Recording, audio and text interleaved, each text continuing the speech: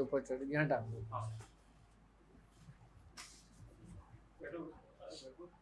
आज एक साहब आए थे, तो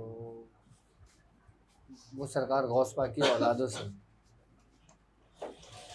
तो अपने खानवादे की बाकायदा किताबें लेकर गए। सुल्तानुल औलिया है और ये बशारुल खैरात है, ये किताब है।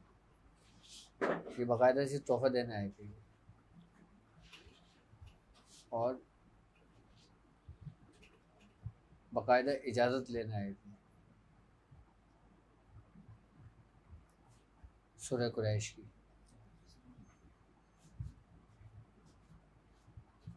तो इस वक्त अल्हम्दुलिल्लाह हमारे सूरह कुरैश की जो इजाज़त हैं वो हिंदुस्तान और पाकिस्तान और दुनिया भर में कई खानवादों के अंदर पढ़ी जा रही है, कई सलासिल के अंदर पढ़ी जा रही है।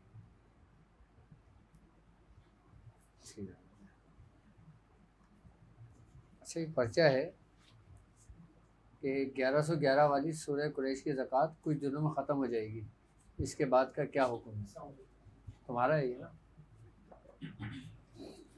अच्छा, जिन लोगों की 1111 की जो ज़कात अदा कर रहे हैं सूरह कुरैश की, जब वो मुकम्मल हो जाएगी तो 40 दिन मुकम्मल करने के बाद उन्होंने चाँद की 28-29 तारीख तक पढ़ना है। चाँद की 29 तारीख तक, नहीं चाँदनी, इसी चाँद की 29 तारीख तक। आज 11 तारीख हो गई ना, चाँद की 29 तारीख तक पढ़ना है। जब रजब शुरू होगा ना, यानी कि रजब, शाबान और रमज़ान, ये 3 महीने हमारे लिए बहुत अहम होंगे। ये 3 महीने हमारे लिए इसलिए अहम होंगे कि इन 3 महीनों की जो ना बड़ी बरकतें हैं, बड़ी फजीलतें हैं, जो आम महीनों को नहीं है।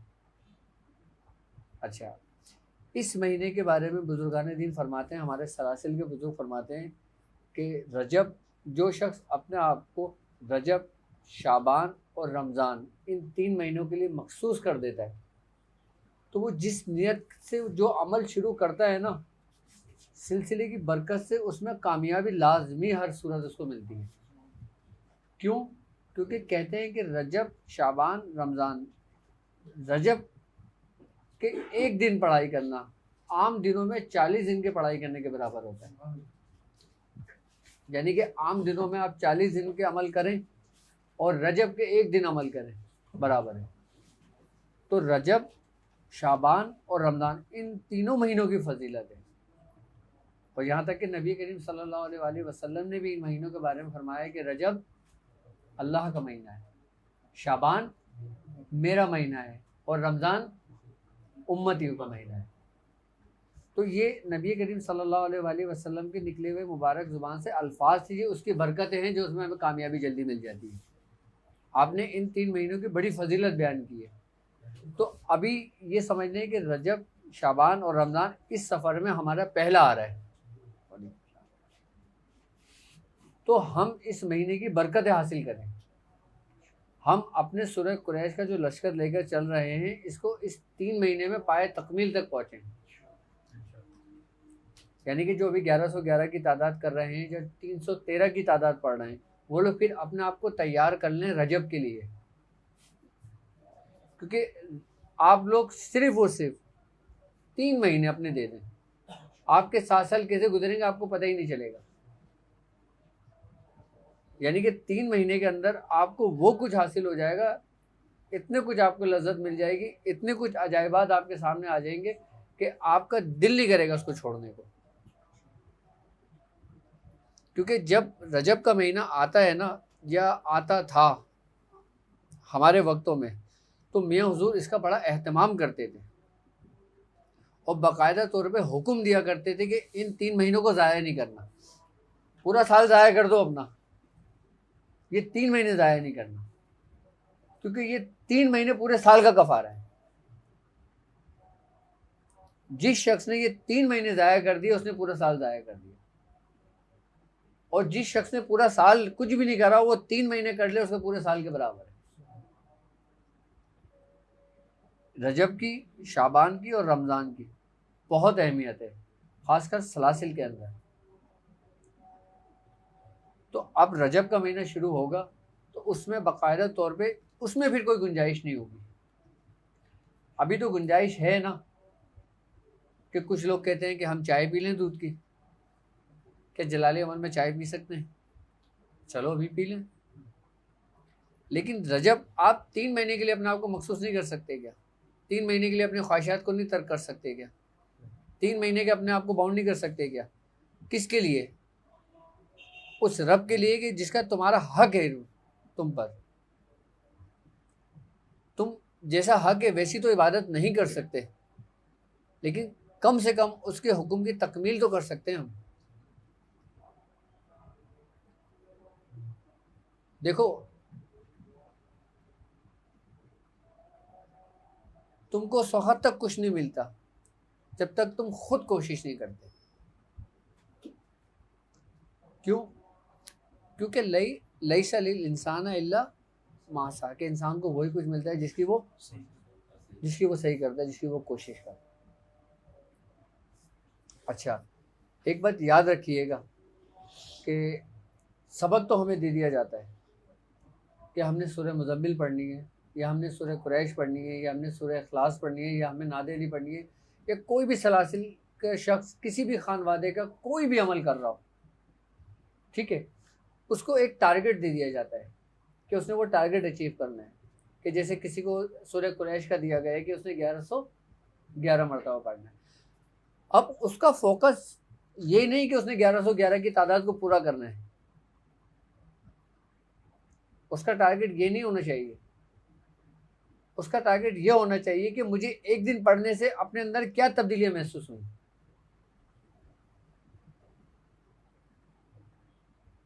अपने अंदर क्या तब्दीली महसूस हुई। अगर आप तस्बीह और तहलील की बात करते हैं तो तमाम शजर करते हैं, तमाम मखलूक करती है, तमाम चरिंदो परिंद करते हैं, मलाइका कर रहे हैं, फरिश्ते करते हैं। तो आप कर रहे हो तो आपको क्या कमाल हासिल है? उसको तुम्हारे पढ़ने की ज़रूरत थोड़ी है, उसको तुम्हारी इबादतों की ज़रूरत थोड़ी है। आप अपने आप को मखसूस कर रहे हो, उसको इस चीज़ की ज़रूरत थोड़ी है। क्यों? क्योंकि सुबहान अल्लाह ताला मा तसिफून, वो तमाम तारीफ़ों से बाला तरे वो ज़ात। उसको तुम्हारी पढ़ाइयों की, तुम्हारी इबादतों की ज़रूरत तो नहीं है। अगर ये तुम कर रहे हो तो किस लिए कर रहे हो? पहले तुमने अपना एक मंजिल का तयन करना है। ये नहीं कि आपको सबक मिला और आप रट्टाफिकेशन पे शुरू हो गए। रट्टाफिकेशन करना है तो सिर्फ सवाब मिलना है, लेकिन उसको समझ के कुछ करना है, अपने आप को मखसूस करके करना है, तो फिर उसका एहतमाम ही अलग होगा उसका। अच्छा, जब रजब के महीना आता था, जब हम कोई अमल को बैठते थे, हम बाकायदा पूरे उसके लवाजमात की वो तैयारी करते थे। हाँ, हम जब कोई अमल करते थे हम बाकायदा एहराम का इस्तेमाल करते थे, खुशबू का इस्तेमाल करते थे, अपनी जगह का इंतखाब करते थे, अपने फिर एक वक्त का तयन करते थे, और फिर उस वक्त पे बैठते थे, उस वक्त पे उठते थे, उस वक्त पे करते थे सब कुछ। यानी कि इन 3 महीनों के अंदर हमारा कोई ऐसा नहीं होता था कि आज 9 बजे बैठे थे तो कल हम 9:15 बजे बैठे हैं। हम 9 बजे ही बैठे हैं। यहाँ तक कि इन महीनों के अंदर अगर घर में हमारी शादी ब्याह भी गुजरी है तो हम अपने मामलात में रहते थे, फिर उसकी बरकतें भी मिलती हैं। अच्छा, हम जब पढ़ते हैं तो क्या हम समझते हैं कि क्या हम कामयाब हो जाएंगे, हम कामिल हो जाएंगे? हम किस लिए पढ़ते हैं? हम सिर्फ इसलिए पढ़ते हैं कि हमारे शेख का हुक्म है, और हमें हुक्म क्यों है ये हमें नहीं पता। एक बात याद रखना कि पूरे सिलसिले की रूहानियत, पूरे जहां की रूहानियत तुम्हारे शेख के हुक्म में है। जो तुम कर रहे हो उस कमालात में नहीं है, तुम जो रियाजत कर रहे हो उस कमालात में नहीं है, तुम जो परहेज कर रहे हो उन परहेज में नहीं है। अगर रूहानियत कुरान पाक पढ़ने से मिलती ना, तो कुछ लोग ऐसे हैं जो सारी जिंदगी कुरान पाक पढ़ाते हैं और वो उससे गाफिल होते हैं। कि जिनके पढ़ाए हुए लाखों की तादाद में शागिर्द होते हैं कुरान पाक, लेकिन वो उसकी रूहानियत से गाफिल होते हैं। तो ऐसा क्यों है? वो इसलिए कि कुरान पाक पढ़ना एक अलग चीज़ है और कुरान को समझना एक अलग चीज़ है।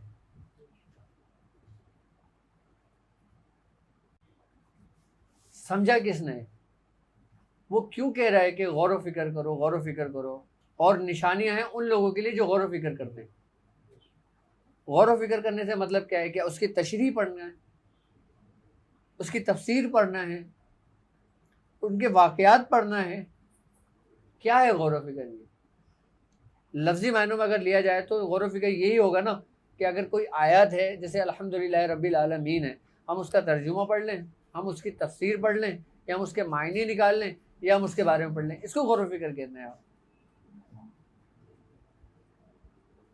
तो फिर गौर व फिक्र क्या है?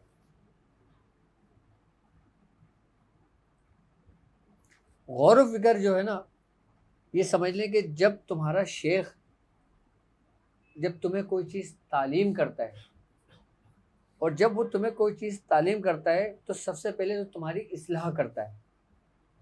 इस्लाह करने के बाद शेख फिर अपनी तवज्जो मुंतकिल करता है। अच्छा, जब तुम पे वो तवज्जो मुंतकिल करता है ना, तो तुम गैब का मुशाहिदा करते हो। किसका मुशाहिदा करते हो? गैब का मुशाहिदा करते हो। और जब तुम गैब का मुशाहिदा करते हो तो इसको कहते हैं तजल्ली रूहानी। अच्छा, तजल्ली दो तरह की होती है, एक तजल्ली इलाही और एक तजल्ली रूहानी। तजल्ली रूहानी क्या है? वो तुम्हें शेख की बरकत से मिलती है। तजल्ली इलाही क्या है, मैं उसके बारे में भी बताता हूँ आपको। तजल्ली रूहानी कब तुम्हें मिलती है? कि जब शेख तुम पे तवज्जो करता है, और जब शेख तुम पे तवज्जो करेगा, तुम गैब का मुशाहिदा क्या करोगे? कि तुम्हारे सामने कुछ ऐसी बातें सरजद होने लगेंगी जैसे कि तुम माफूकुल फितरत किसी चीज़ को देखते हो, या तुम ख्वाब में ऐसी चीज़ों को देखते हो कि जैसे किसी बुजुर्ग से मिले हो, तुम खाने काबा में हो, तुम मदीने में हो, तुम बगदाद शरीफ में हो, तुम अजमेर शरीफ में हो, तुम फलां बुजुर्ग से ज़ियारत कर रहे हो, तुम्हें सरकार दो आलम सल्लल्लाहु अलैहि वसल्लम की ज़ियारत हुई है, तुम्हें हज़रत मूसा अलैहिस्सलाम की ज़ियारत हुई है। इब्तिदाई दौर के अंदर जो मुशाहिदा तुम्हें गायबी होते हैं ना, वो तुम्हें ख्वाब की सूरत में होते हैं। लेकिन जो जो आपका सिलसिला आगे बढ़ता रहता है और आप अपने रास्ते पर कायम होते हैं और इस्तकामत आपको मिलती है, तो फिर यही मुशाहिदा ख्वाब से निकलकर आपके मुराकिब होने के अंदर आ जाती है कैफियत। फिर इंसान आँख बंद करके वो मुशाहिदा देखता है। अच्छा, एक होता है इंसान देखता है और एक होता है उसको दिखाया जाता है। जब शेख तवज्जो करता है ना, अच्छा शेख तवज्जो कब करेगा? कि जब उस आप हालत इस्तगराक में होगे, यानी कि तुम अपने उस मामलात में, उस सबक में जो तुम्हें दिया जाएगा, कि तुम उसमें बिल्कुल गर्क हो चुके होगे, उसके अंदर पूरा डूब चुके होगे, फिर शेख तुम पे तजल्ली करता है, जो तजल्ली रूहानी जिसे कहते हैं। जब वो तुम पे तजल्ली रूहानी करेगा तो तुम्हारे अंदर कुछ कैफियतें पैदा होंगी। अब जैसे मिसाल के तौर पे एक शख्स है, उसको सरकार दो आलम सल्लल्लाहु अलैहि वसल्लम की ज़ियारत हुई है। अब एक शख्स है, उसको हज़रत मूसा अलैहिस्सलाम की ज़ियारत हुई है। अब एक शख्स है, उसको उस पढ़ाई के अंदर एक सुरूर, एक लज्जत आने मिली है। एक शख्स है, उसको इतना सुरूर मिला है कि उसका उठने का दिल नहीं कर रहा।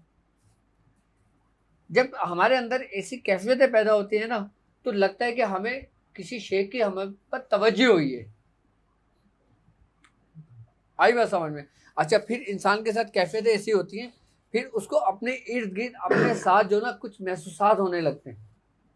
ये चिल्ले के दौरान की बात कर रहा हूँ मैं आपसे वो बात कर रहा हूँ जो प्रैक्टिकली बात है। ये वो बातें नहीं जो किताबों में लिखी हुई है। मैं अपने बुजुर्गों के तजर्बात आपसे शेयर कर रहा हूँ। जब आप पढ़ाई पे बैठेंगे, जब तजल्ली रूहानी आपको जब आपको अता होती है ना, तो आपके अंदर एक ऐसी कैफियत पैदा होती है कि आपको अपने इर्द गिर्द कुछ महसूसात होने लगते हैं। अच्छा, ये इब्तिदाई हालत में आपको ऐसा फील होता है कि जैसे आपके साथ कोई है। अच्छा, कोई होता भी है। आई बात समझ में? उसमें जिन्नात होते हैं। आई बस समझ। और कोई काम हम जब पढ़ रहे होते हैं ना, तो उसके जो नूरी मवक्किलान होते हैं ना, फिर उनकी भी आमदें होती हैं। फिर ऐसा होता है कि उन बुजुर्गों की निस्बत, जिनकी बुजुर्ग की इजाज़त से जो चीज़ अमल इंसान करता है, फिर उसकी बरकत और उसकी उससे उन बुजुर्गों की जो साहिब दावत रहे हैं, जैसे हमारे सलासिल के अंदर था शेख शहाबुद्दीन सोहरावर्दी, सूरह कुरैश की दावत आपने दी थी सबसे बड़ी। जब इंसान पढ़ रहा होता है ना, तो उनकी रूहानियत से भी उसको इस्तिफादा हासिल हो रहा होता है। क्यों? क्योंकि इजाज़त तो वहीं से आई है ना। फिर बाकायदा तौर पे उन बुजुर्गों की रूहानियत की भी आमद होती है, फिर वो उसकी तरबियत करवाती है। अब एक शख्स को इजाज़त हुई, उसके शेख का विसाल हो गया, लेकिन उसको इजाज़त थी, उसको शेख ने उसका तरीक़ेकार समझाया था, वो अपना अमल कर रहा है, लेकिन उसके बीच में शेख का विसाल हो जाता है, तो उस दौरान वो क्या करेगा? उस दौरान वही शेख जो विसाल फरमा गए हैं, जिन्होंने उसको इजाज़त दी थी, उसी सलासिल के बुजुर्गों की जो अरवाहें होती हैं ना, फिर वो उसकी मदद और उसकी रहनुमाई करती हैं, उसकी तालीम और तरबियत मुकम्मल करती हैं। अच्छा, जब इंसान के अंदर ये कैफियतें पैदा होती हैं, जब वो कोई ऐसी मामलात को देखता है जो माफ़ूकुल फितरत चीज़ें होती हैं, कुछ महसूसात करता है। अच्छा, ये इसकी इब्तिदाई दौर में होता है। उसके बाद फिर बाकायदा तौर पे एक तरीक़ेकार होता है कि उसको बाकायदा तौर पे आवाज़ आती है, और फिर आवाज़ें आने के बाद बाकायदा तौर पे वो जो रूहानियत होती है ना, फिर वो पूरी एक सूरत इख्तियार कर जाती है कि जिसको हम कहते हैं कि भाई हमने फ़लाँ चीज़ को हाजिर कर लिया, या फ़लाँ जिन्नात को हमने हाजिर कर लिया, या फ़लाँ चीज़ को हमने हाजिर कर लिया। फिर वो बाकायदा तौर पे रूबरू होती है। ये चिल्ले के दौरान की बात बता रहा हूँ मैं आपको। अच्छा, जो लोग अपने आप को संभाल लेते हैं, यानी कि जो मामलात वो देख रहे होते हैं वो उसको अपने हद तक रखते हैं और उसके ऊपर इतनी तवज्जो नहीं करते, लोगों के साथ हुस्न अखलाक से पेश आते हैं, लोगों की मदद करते हैं, तो वो दिन ब दिन तरक्की करते जाते हैं। और जब ऐसा नहीं होता कि लोगों के अंदर एक गुरूर, एक तकब्बुर पैदा हो जाता है, तो फिर उसको वहीं ठहरा दिया जाता है। आपको अगर मैं कुछ क़ुव्वत, कोई ताकत दे दूँ, यकीनन ऑटोमेटिक आपके दिमाग के अंदर एक गुरूर, एक तकब्बुर पैदा हो जाएगा। या 10 20 40 50 लोग आपके हाथ पैर चूमना शुरू कर दें, आपके अंदर एक गुरूर, एक तकब्बुर पैदा होने शुरू हो जाएगा। ये इंसानी फितरत है ये। और यही जो गुरूर और जो तकब्बुर होता है ना, यही इंसान को ले डूबता है। तजल्ली इलाही फ़ौरन नहीं होती, पहले क्या होती है? तजल्ली रूहानी, जो शेख की तवज्जो होती है। क्यों बुजुर्गान दीन फरमाते हैं कि जिसका कोई पीर नहीं, उसका पीर शैतान है। क्यों? क्योंकि शैतान भी अपनी तवज्जो करता है।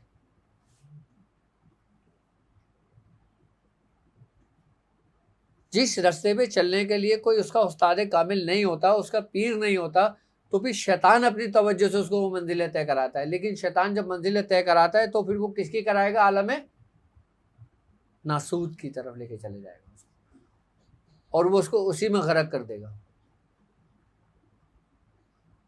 वो उसी में आपको गुमराह कर देगा। लेकिन जो शेख की तरफ से होता है, बाकायदा इजाज़त की सूरत में होता है, वो तजल्ली रूहानी में जम हो जाता है। अच्छा, जब इंसान इस मंजिल से निकलता है, यानी कि उसने दुनियावी मकासद के लिए, दुनियावी मामलात के लिए उसके साथ कोई भी आ रहा है, कोई भी जा रहा है, कोई भी उठ रहा है, कोई भी बैठ रहा है, कोई भी मामला है, उसको कोई किसी चीज़ की फ़िक्र नहीं है, वो बिल्कुल गनी हो गया, बेपरवाह हो गया। वो आई बस समझ में, उसने अपने कल्ब को बिल्कुल साफ और शफाफ कर लिया। किससे? आपको जो हथियार दिया गया है, किसी को सूरह मुज़म्मिल दी गई है, किसी को सूरह इखलास दी गई है, किसी को सूरह कुरैश दी गई है। जब वो दिल साफ हो जाता है, साफ शफाफ हो जाता है, उसके बाद फिर तजल्ली इलाही का ज़हूर होता है। और तजल्ली इलाही का ज़हूर ये नहीं कि आपके पास फ़ौरन हो जाता है, कि नहीं होने को होता तो आपकी पूरी ज़िंदगी में नहीं होता, और होना होता है तो हालत नज़ा में हो जाता है, और जब होना होता है तो इंसान के मरने के बाद हो जाती है।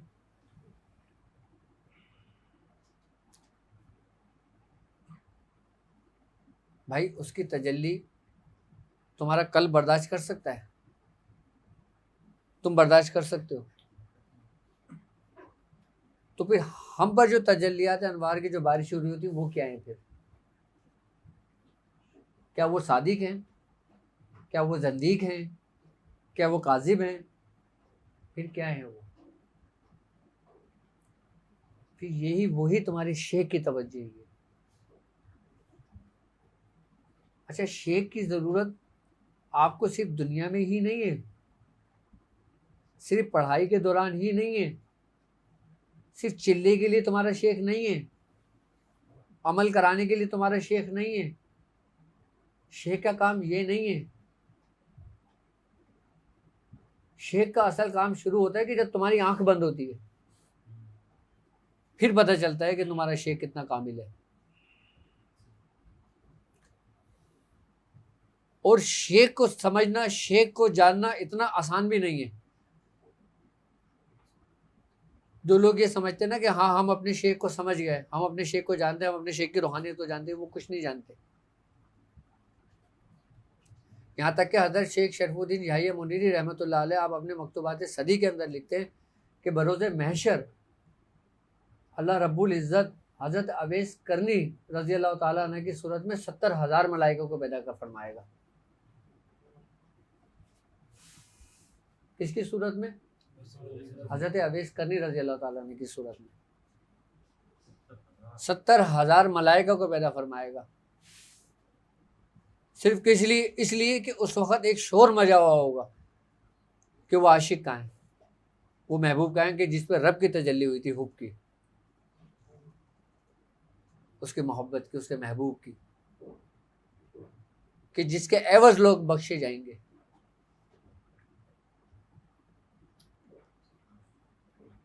तो आप फरमाते हैं कि शेख को समझना इतना आसान नहीं होता।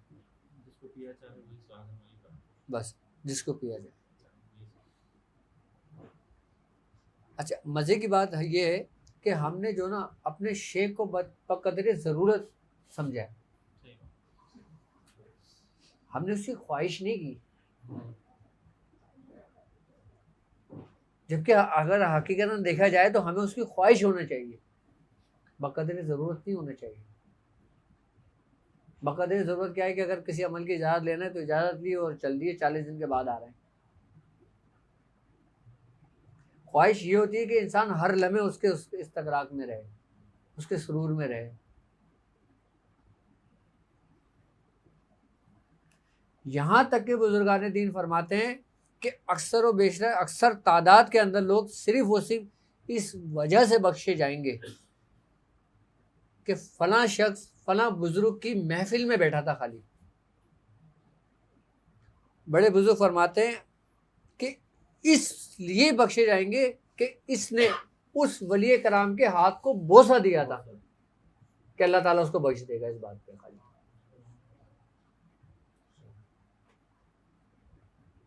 और आप हिसाब किताब लगवा रहे हो सारे कि भाई ये क्या हुआ, ये कहाँ से हुआ, ये क्या करा, सबका हिसाब देना। भाई आप हथियार क्यों नहीं डाल देते? आप हो हिसाब किताब देने के काबिल? कोई शख्स ऐसा है जो अपने अमाल से जन्नत में जाएगा? कोई भी नहीं है। यहाँ तक कि अल्लाह के फजल से सब जन्नत में जाएंगे। अच्छा, जन्नत भी सब कुछ नहीं है। हाँ, जन्नत में तुम्हें तुम्हारा महबूब ना मिले तो तुम्हारे लिए कैद खाना है। दुनिया में तुम्हें तुम्हारा महबूब मिल जाए तो यही तुम्हारी जन्नत है। तो यही तुम्हारी जन्नत है। तुम इसी को क्यों नहीं जन्नत बनाते हो? नबी करीम सल्लल्लाहु अलैहि वसल्लम की हदीस है, आपने फरमाया जो शख्स दुनिया में जिससे मोहब्बत रखेगा बरोज़े महशर उसका हिसाब किताब उन्हीं लोगों के साथ होगा। अब देख लो आप किससे मोहब्बत करते हो। मैं कहता हूँ आप कुछ भी ना करें, सिर्फ मोहब्बत रखें। अगर मोहब्बत भी नहीं कर सकते तो आप औलिया कराम के नाम याद कर लें कि लोग बाकायदा तौर पे उन वलियों के नाम याद रखने की वजह से भी बख्श दिए जाएंगे। क्यों? क्या वजह है उसकी?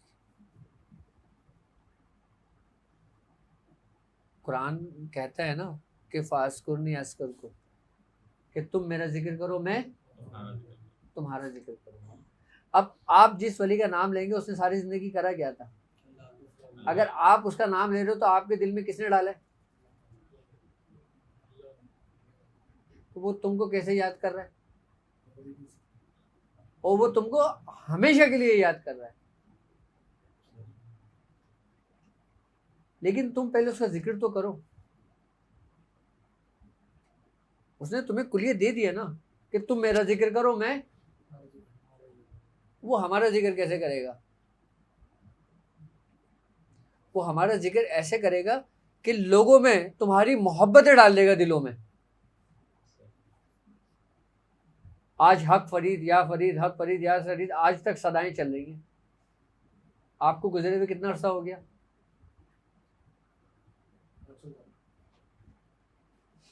आज भी आपके दिलों में वो ऐसे ही है जैसे अपनी हयात मुबारका में थे। हो सकता है उनके हयात में इतना लोग ना जानते हो उनको, उनकी हयात में इतना ना जानते हो जितना आप जानते हैं, क्योंकि उनकी हयात में अगर वो, यहाँ तक कि आप ये देखें कि हजरत शेख मुहिउद्दीन इब्ने अरबी, आपके ऊपर 100 से ज़्यादा फतवे थे कि काफिर हैं, जंदीक हैं, फला हैं फला हैं। आप बड़े फतवे हैं बाकायदा आपके ऊपर। बड़े बड़े बुजुर्गाने दीन के ऊपर फतवे लगे, हजरत मंसूर बिन हल्लाज पे फतवे लगे।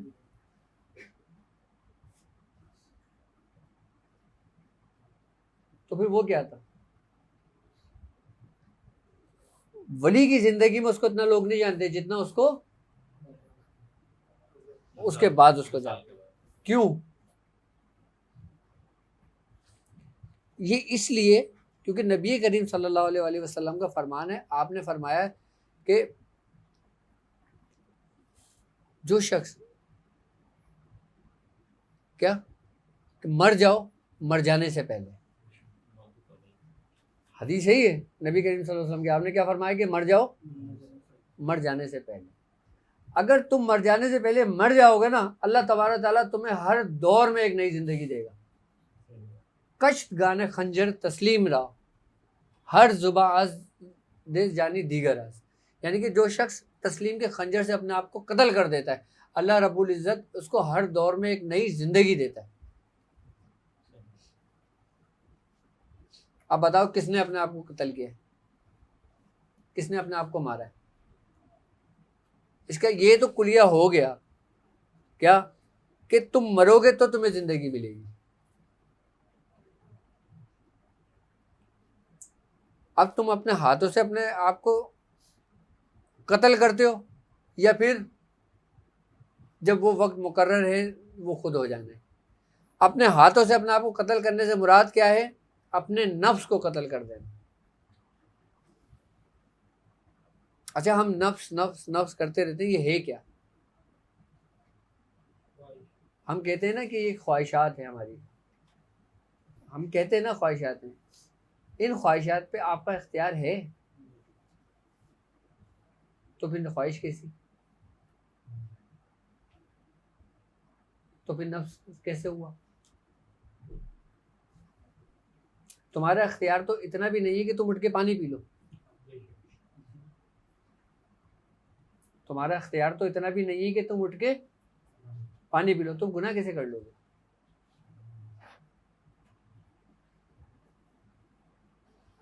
तुम्हारा इख्तियार तो इतना भी नहीं है कि तुम खाना खा लो, तुम फिर उसकी इबादत कैसे कर लोगे?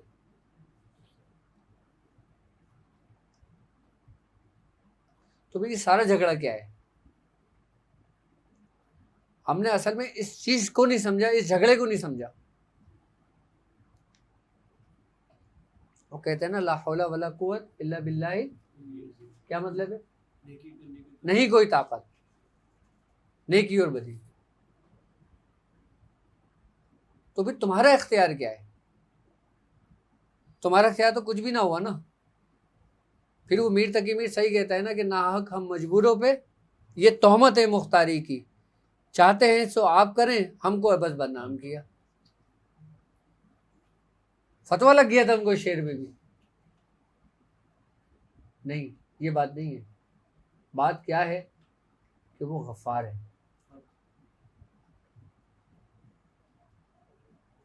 आपने गुनाह किया, उसने माफ़ किया, तो वो क्या है? वो गफूर भी है, वो गयूर भी है वो। अच्छा, जब उसने तुम्हें भेजा था ना, उसने कुरान में ये कह दिया था क्या, कि इंसान को इसलिए बनाया गया है कि ताकि वो जांच पड़ताल कर सके कि तुम में कौन अच्छे काम करता है और कौन बुरे काम करता है। अब उसने तुम्हें इख्तियार भी किस सूरत में दिया? एक तरफ उसने अपनी मोहब्बत रख दी और एक तरफ दुनिया की ख्वाहिशात रख दी। अच्छा, जो उसने मोहब्बत रखी ना, उस पर तुम्हें उसने कुलियतन इख्तियार दे दिया, लेकिन जो ख्वाहिशात है ना, उस पर तुम्हें इख्तियार नहीं दिया, उस पर तुमने खुद करना है जो करना है। वो कहते हैं ना कि तुम एक कदम मेरी तरफ आओ, मैं तुम्हारी तरफ 2 कदम बढ़ूंगा।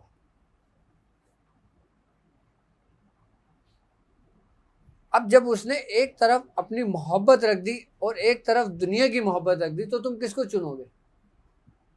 जुबानी कलाम में तुम ये बोलेंगे ना, हम अल्लाह की चुनेंगे। एक फॉर्मेलिटी पूरी करने के लिए तो यही होगा ना। लेकिन हकीकतन हम अपने अमाल से पूछें, अपने आप से पूछें, तो हम क्या हैं फिर? कामिल शख्स वही जो दोनों की मोहब्बतों को समेटे एक जगह लेके चल दे, कि दुनिया की मोहब्बत बकदर ज़रूरत होनी चाहिए और रब की मोहब्बत ख्वाहिश के मुताबिक होनी चाहिए। जो इंसान की ख्वाहिश, उसी की ख्वाहिश होनी चाहिए, ख्वाहिश के मुताबिक नहीं, उसी की ख्वाहिश होनी चाहिए। क्यों? क्योंकि नबी करीम सल्लल्लाहु अलैहि वसल्लम ने, आपने दुआ की थी कि रब्बना आतिना फिद दुनिया व फिल आखिर वकीना। क्या मतलब है? कि आपने दुनिया और दीन दोनों को दुआ की इसलिए कि मुझे सुरखरू रहा। अब दोनों को ऐसे वजन से लेकर चलना, कहते हैं कि पानी में ऊपर कश्ती रहे तो कश्ती तैरती रहती है। आई बस समझ में? कश्ती आप हो, आई बस समझ में? जब तक वो पानी में रहती है वो तैरती रहती है, और जब पानी कश्ती में आता है तो डूब जाता है। यानी कि जब इंसान के ऊपर दुनिया की मोहब्बत गलबा करती है तो इंसान, और जब रब की मोहब्बत गलबा करती है तो भी डूब जाता है। तो कैसे डूबेगा? क्योंकि वो उसकी ज़ात में जम हो जाता है, गर्क हो जाता है। भाई कतरा अगर समंदर से मिलता है तो क्या होता है? वो फिर कतरा नहीं रहता। ठीक है। अच्छा, अब फना और बका में भी झगड़ा है।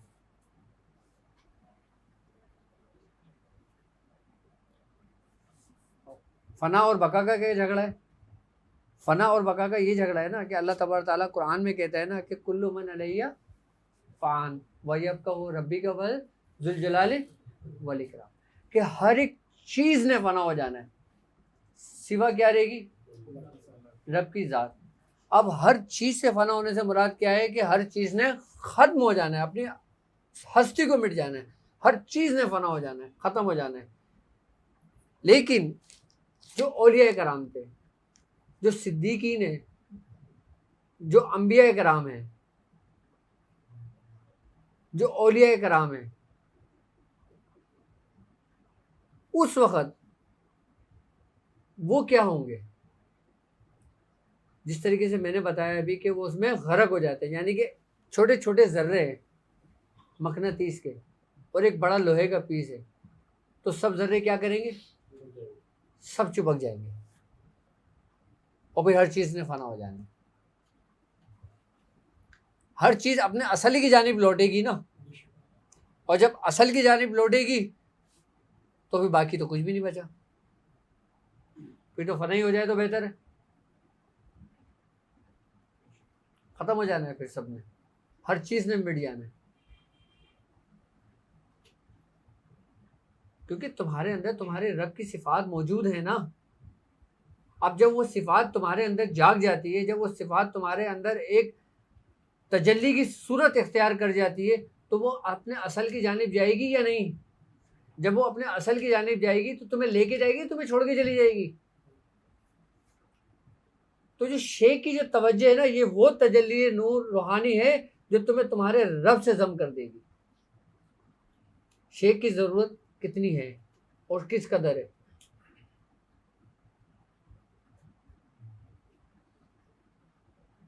तो तुम अपने असल को पहुंच जाओगे।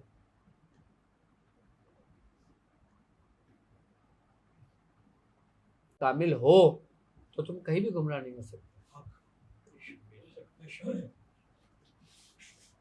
और अगर तुम्हारे कदम जरा भी डगमगाएं तो तुम्हें कौन संभालता है। क्यों नबी करीम सल्लल्लाहु अलैहि वसल्लम ने फरमाया था, आपने फरमाया कि किसी भी रास्ते पे चलो उससे पहले उसका रफीक तलाश कर लो, सुम्मा रफीक अला तरीक, कि कोई भी रास्ता अख्तियार करने से पहले उसके रफीक को तलाश कर लो।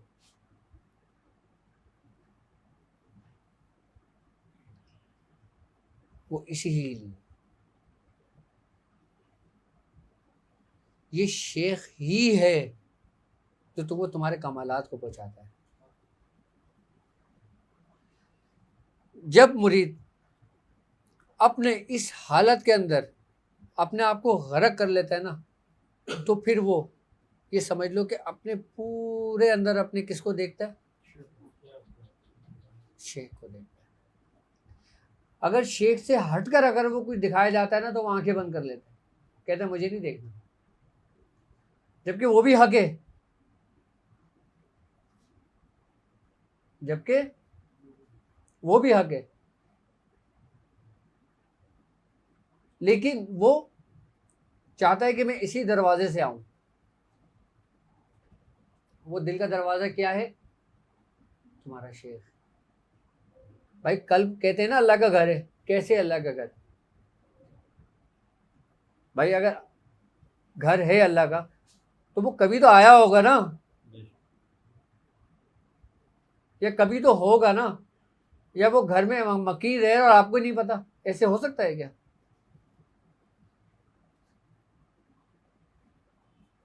नहीं हो सकता ना।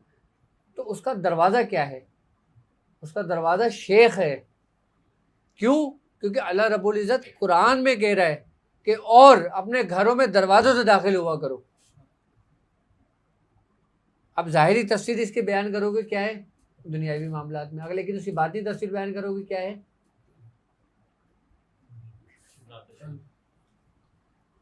वो तुम्हें सब कुछ कुरान में बता रहा है खुल के, लेकिन तुम समझ नहीं रहे हो।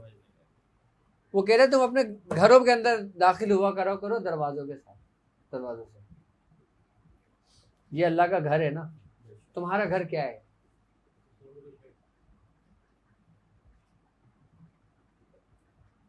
और जिस दरवाजे से तुम उस घर के अंदर दाखिल होगे ना, फिर तुम देखना कि कैसी रोशनी होती है उस घर के अंदर।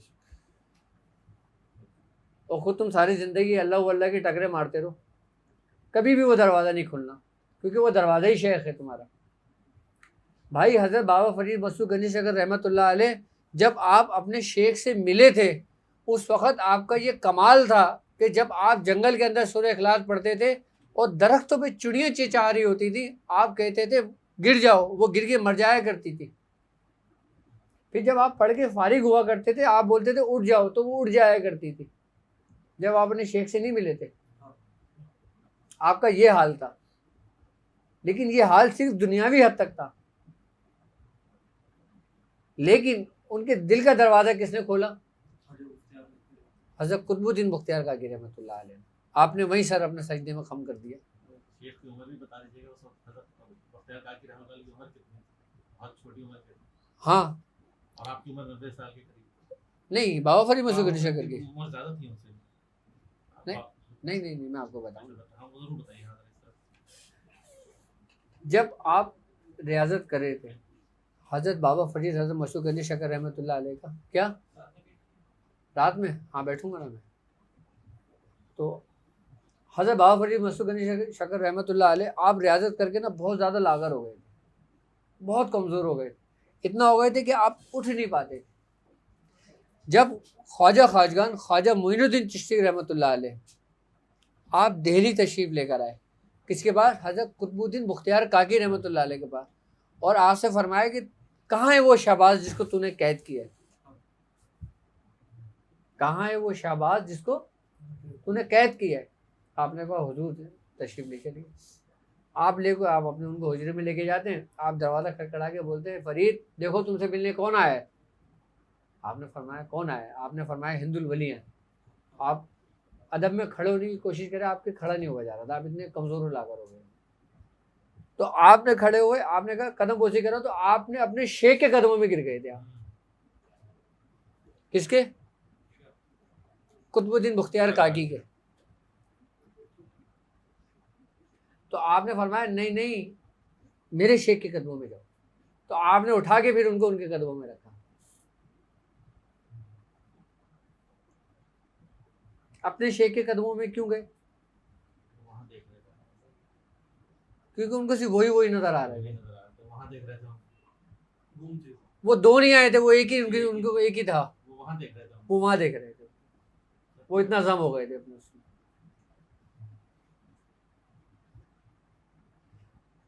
मुरीद को जो कुछ भी मिलता है, चाहे उसको रूहानियत के मामलात में हो, चाहे वो अमलियात के मामलात में हो, चाहे वो सलासिल के मामलात में हो, चाहे वो मकासिद दुनिया के मामलात में हो, वो सब शेख के तोफैल मिलता है। अगर कोई शख्स ये कहता है कि ये मेरी मेहनत थी तो वो गुमराह है। अगर कोई ये कहता है कि मैंने मेहनत करी थी तो वो गुमराह है। और अगर वो ये हथियार डाल के ये कहते कि सब कुछ मेरी शेख की वजह से था तो वो कामयाब हो गया।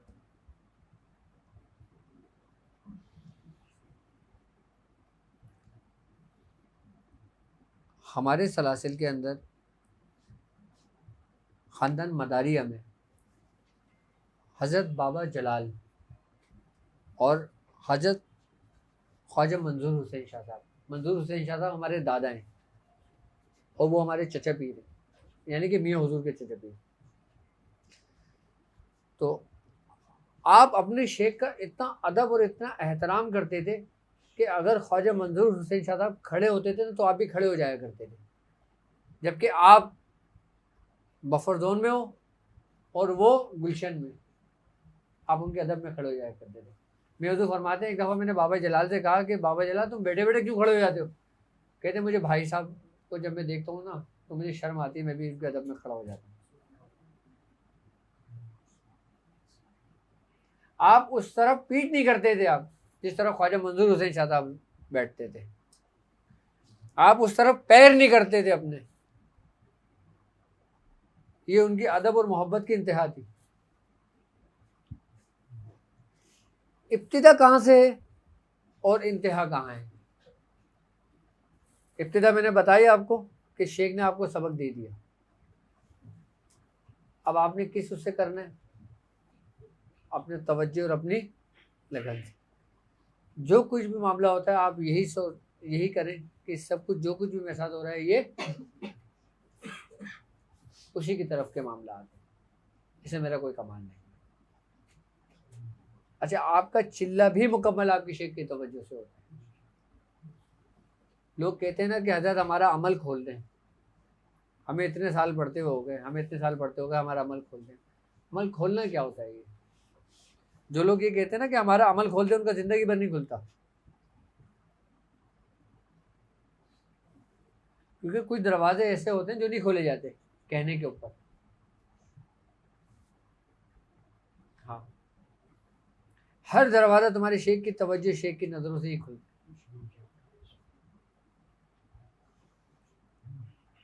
लेकिन बशर्त ये कि तुम उसके कहने पे चलो तो सही।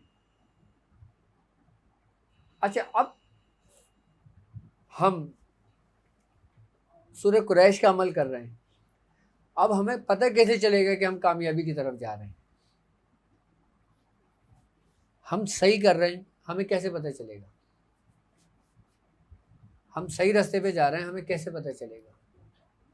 भाई आप नादे अली का अमल पढ़ रहे हो, ठीक है, आपको बताया 110 मरतबा पढ़ो या 1100 मरतबा पढ़ो, आपको कैसे पता चलेगा कि मैं इसको सही कर रहा हूँ या नहीं कर रहा? या अगर मेरे अंदर कोई खामी है तो मैं उसको देखकर सही कर सकता हूँ या नहीं कर सकता? उसकी अलामतें क्या होंगी कामयाबी की? और जो लोग कामयाब नहीं होते उनके साथ क्या मामला पेश आते हैं? जो लोग इस रास्ते पे कामयाब नहीं होते, अमल कर रहे होते हैं, जब पूरा दिन कर लेते हैं फिर वहीं खड़े होते हैं जहां से वो चले थे। उसकी बेसिक वजह क्या होती है कि वो अपने अंदर की खामियां नहीं देखते। अंदर की खामियां सिर्फ ये नहीं है कि अगर आपको 1100 बताया तो आपने किसी दिन 1000 पढ़ लिया, किसी दिन 900 पढ़ लिया, तो आप बोलो हाँ ये जी तो खामी है। आप अगर 1100 है तो 1100 ही पढ़ रहे हो तो भी अगर कामयाब नहीं हुए तो आपके अंदर क्या खामी है? आप अपना तज्जिया करो। अच्छा, नाकामी और कामयाबी ये हमारे अपने अंदर मौजूद है। नाकामी भी हमारे अपने अंदर है और कामयाबी भी अपने हमारे अंदर है। नाकामी हमें मायूसी की तरफ ले जाती है और कामयाबी हमें गुरूर और तकब्बुर की तरफ ले जाती है अगर शेख ना हो तो। यानी कि कामयाबी ज्यादा खतरनाक है नाकामी से, अगर सब तुम अपने ऊपर क्रेडिट लेके जाते हो तो। और अगर यही सब कुछ शेख की तरफ मंसूब करते हो तो तुम्हारे अंदर कभी भी गुरूर और तकब्बुर पैदा नहीं होगा। अब एक शख्स बोलता है कि मैंने ये काम किया है, एक शख्स ये कहता है कि हमने ये काम किया, और कितना फर्क है, जबकि बात एक ही है।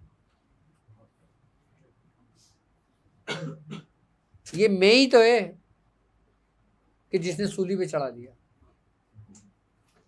ये मैं ही तो है कि जब गर्दन पे छुरी फिरती है तो क्या आवाज निकलती है कि मैं।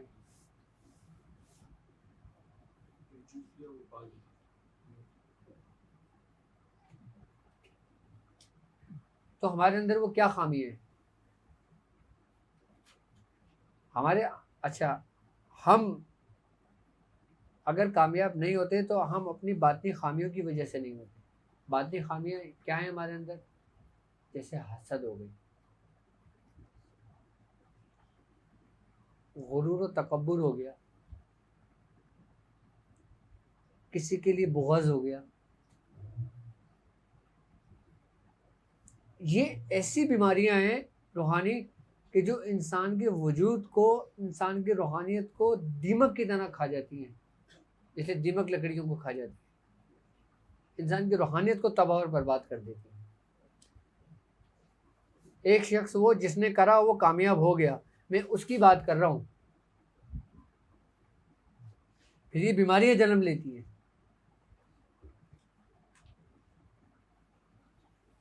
हसद को आप क्या समझते हो? बाज़ औक़ात हम हसद कर रहे होते हैं लेकिन हमें नहीं पता होता था कि हम हसद कर रहे हैं।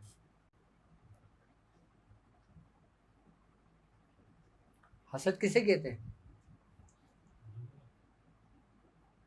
कि जो नेमत इनको मिली है वो मुझे नहीं मिली, जो मकाम इनको मिला है वो मुझे नहीं मिला, तो मेरे अंदर जो कैफियत पैदा होगी उसका क्या नाम है? हसद।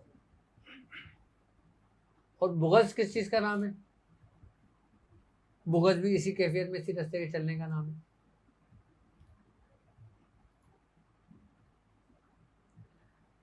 सबसे पहले हमें अपने अंदर से इन बीमारियों को जड़ से उखाड़ के फेंकना है, चाहे वो हमारे रिश्तेदारों के लिए हो, हमारे दोस्त अहबाब के लिए हो, हमारे पड़ोसी के लिए हो, हमारे साथ चलने वाले लोगों के लिए हो, या हमारे उस्तादों के लिए हो, या हमारे किसी भी मामलात के लिए हो। जब तक आप ये सारे पौधे जड़ से नहीं काटते, रूहानियत का पौधा आपके अंदर से नहीं उगता। चाहे आप कितने बीज डालते रहे वो खराब होते रहेंगे।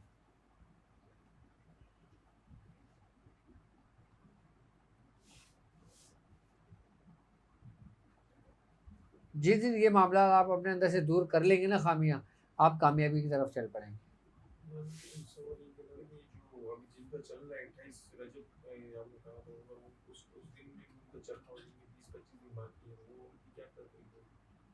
देखो,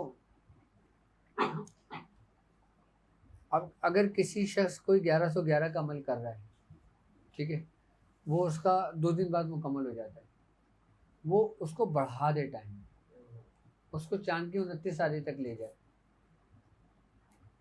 उसको 29 तारीख तक जिनका मुकम्मल होता है वो 29 तारीख तक मुकम्मल कर ले, और पहली के लिए अपने आप को तैयार कर ले। पहली में जो सबक होगा ना वो इससे बिल्कुल हट कर होगा सूरह कुरैश का ही, लेकिन एक ख़ास तरतीब के साथ होगा।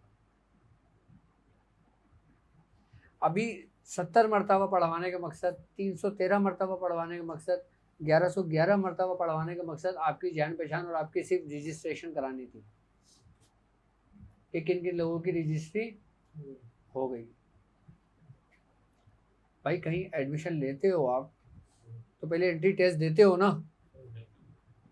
उसमें पता चलता है कि किस किस के नाम आए, उसके बाद फिर आगे शुरू होते हैं क्लासेस। हमारी क्लासेस तो भी शुरू होना है, अभी तो सिर्फ मैं तैयार कर रहा हूँ, और जब लोग तैयार हो जाएंगे ना फिर क्लासेस का आगाज़ करेंगे हम। मैं सही बता रहा हूँ आपको। मज़ा उस वक्त आता है कि जब चलने वालों को कुछ नज़र आ रहा हो।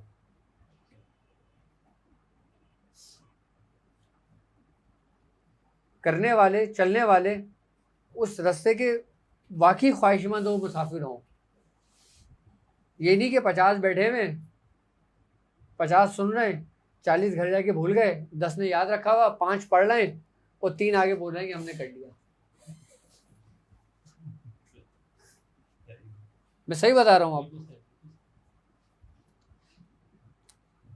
हमारे बुजुर्ग फरमाते हैं कि ये सफ़र इतना कठिन होता है कि ये लोहे के चने हैं और तुम्हारे मुंह में हैं, ना तुम इसको चबा सकते हो, ना उगल सकते हो, ना निगल सकते हो। रूहानियत को पाना लोहे के चने चबाने के बराबर है जी।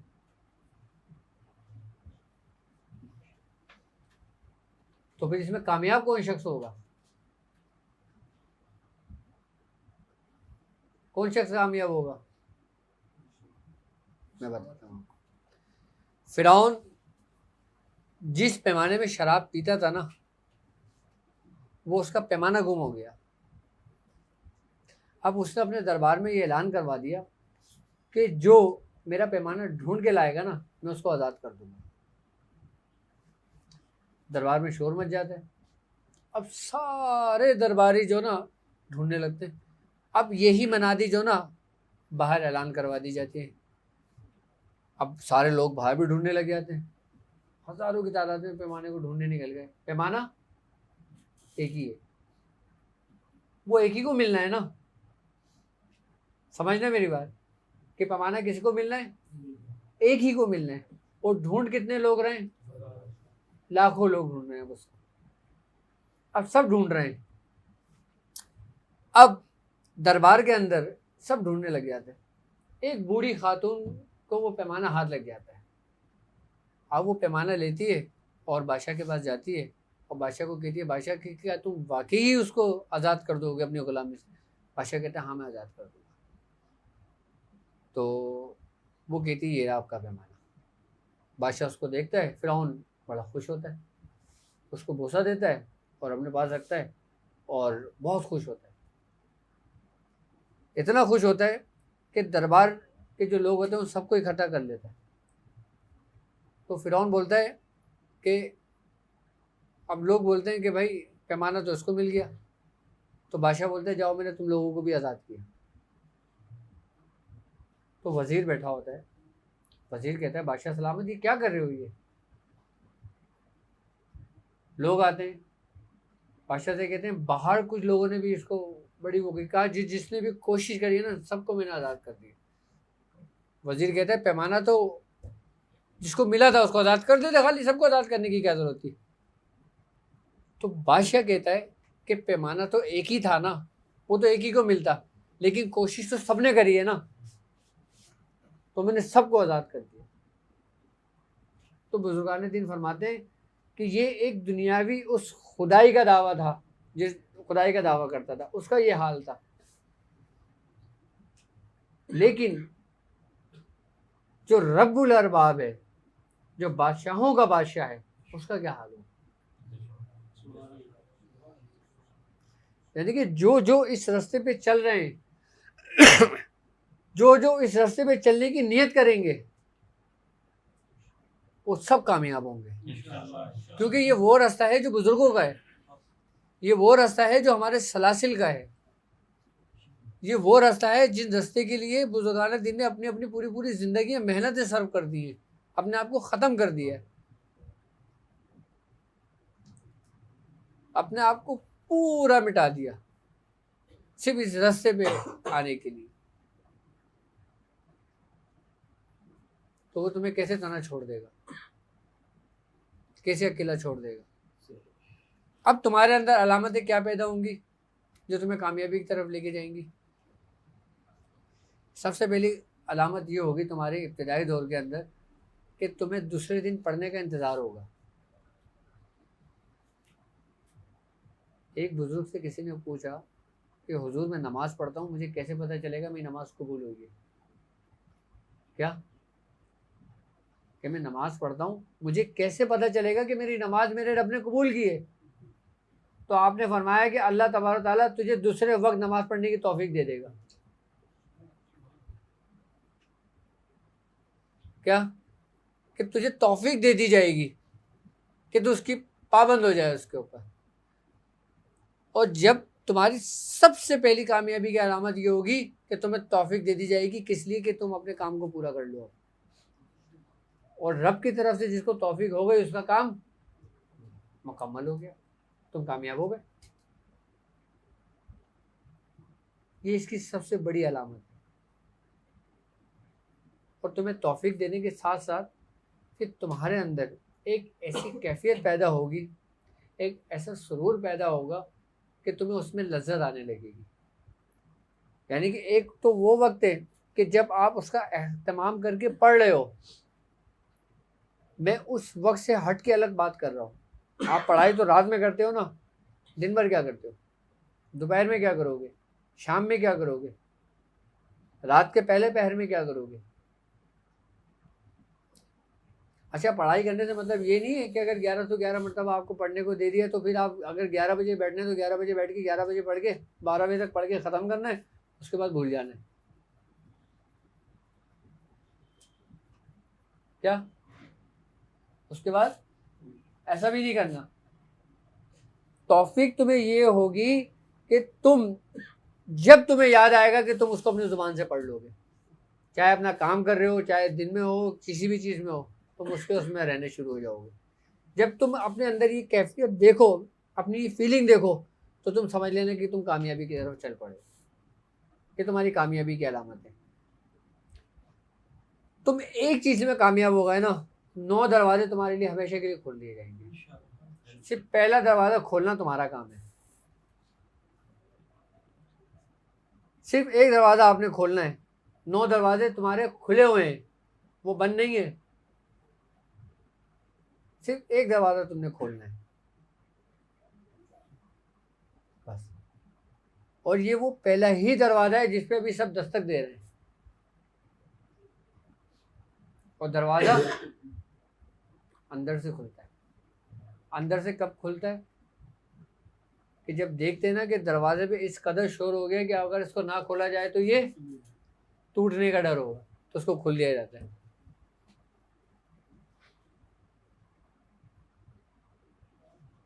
लेकिन दस्तक तो दो। अगर तुम्हें दस्तक देते देते ही मौत आ जाती है तो भी तुम कामयाब हो। तुम्हारा रब वो करीम है कि जो तुम सिर्फ नियत कर लो कि मैं इस रास्ते पे चलूंगा, वो तुम्हें बख्श देगा। जी, क्योंकि जहाद अकबर के अंदर अगर कोई शख्स मर जाता है इस दौरान बीच के अंदर, तो जहाद में मरने वाला कौन कहलाएगा। और ऐसा शहीद कि जो दूसरे शोहदा उस पर फख्र करे। सर हमारा रास्ता ना बहुत सहल है, बहुत आसान है, लेकिन इसको मुश्किल हमने खुद बना दिया है। हम ये समझते हैं कि अगर हम इस रास्ते पे चलेंगे तो हम परेशानियों में आ जाएंगे, हम मुसीबतों में आ जाएंगे, हमें जिन्नात तंग करने लगेंगे, हम पर दूसरी चीज़ें खुल जाएंगी, हमें कारोबार में नुकसान होने लगेगा। आई बात समझ में? हम पर मुसीबतें आने लगेगी। हम लोगों ने इसको मुश्किल खुद बनाया है, जबकि ये मुश्किल है नहीं, ये तो मुश्किल कुशा है ये रास्ता। तो अक्सर लोगों का ये कॉन्सेप्ट है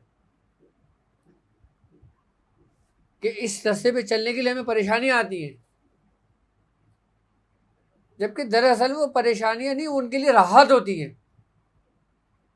परेशानियां तो वो हैं जो तुम जिसको राहत समझते हो। रात को सुकून से बिस्तर पे सोना, रेशम, अपनी हर ख्वाहिशात को पूरी करना, क्या तुम इसको राहत और सुकून समझते हो? नहीं, ना ये राहत है ना ये सुकून है। ये वही है जब दज्जाल का ज़हूर होगा ना, कि जब वो एक हाथ में उसके आग होगी और एक हाथ में उसके जन्नत होगी, जब वो लोगों से पूछेगा कि तुम मुझे अपना खुदा मानते हो, और नहीं तो वो तुमको आग में डाल देगा, और तुम डरो खौफ के मारे के तो हाँ, तो वो तुम्हें जन्नत में फेंक देगा। ज़ाहिरी हालत में बुजुर्गान दीन फरमाते हैं कि वो जो राहत, जो जन्नत दिखा रहा है ना, दर हकीकत वो दोज़ख की आग है। और जो तुम्हें ज़ाहिरी तौर पे मुश्किलात, परेशानियां नज़र आ रही हैं ना, वो ज़ाहिरी तौर पे तुम्हारे लिए परेशानी है, लेकिन वो राहत है तुम्हारी, वो जन्नत है तुम्हारी हकीकत।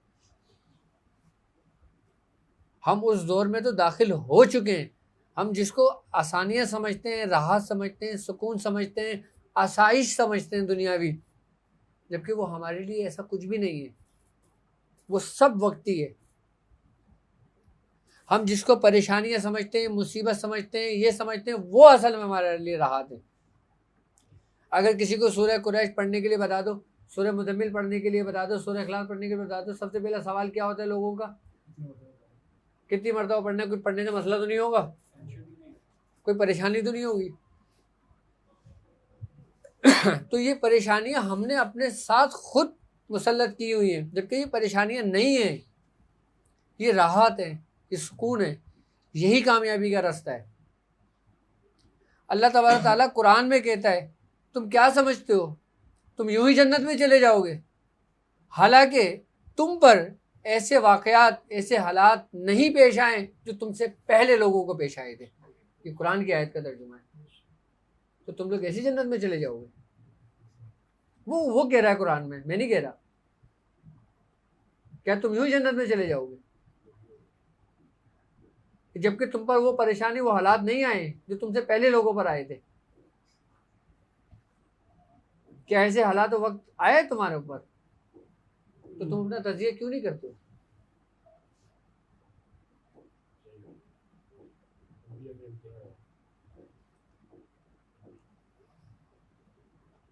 कि जो तुमसे पहले लोगों पर आए थे। अब दीन तो इतना आसान हो गया है, आप बैठो, आपको कोई मसाइल पेश आया, ठक ठक ठक ठक आपने गूगल पे, फेसबुक पे कहीं भी लिखा, आपका मसले का फौरन उसकी हदीस आ गई, तर्जुमा आ गया, जवाब आ गया, आपको किसी की ज़रूरत ही नहीं है। आप समझ लो जी मैं तो खुद कामिल हो गया, अब मुझे किसी की ज़रूरत ही नहीं है। ऐसा ही है ना। अगर तलाक का एक मसला आ जाए तो फेसबुक पे, यूट्यूब पे जितने भी होंगे सारे मुफ्ती बन जाएंगे, सारे आपको मशवरे देने शुरू कर देंगे, जिसको हम मसले का हल समझते हैं, जबकि वो हमारे लिए परेशानियां हैं। जब तक ये चीजें लिमिटेड थी ना, हम महफूज थे। अच्छा, आप ये देखो कि लोगों ने सब कुछ इतना आसान कर दिया ना, दीन को इतना आसान कर दिया, इतना आसान कर दिया। इतना आसान क्या करा, मैं आपको क्या बताऊं कि आप आज़ाद ख्याल लोगों को देखो कि वो वजू भी नहीं करते, कुरान उठा के देखने शुरू कर देते हैं, पढ़ने शुरू कर देते हैं।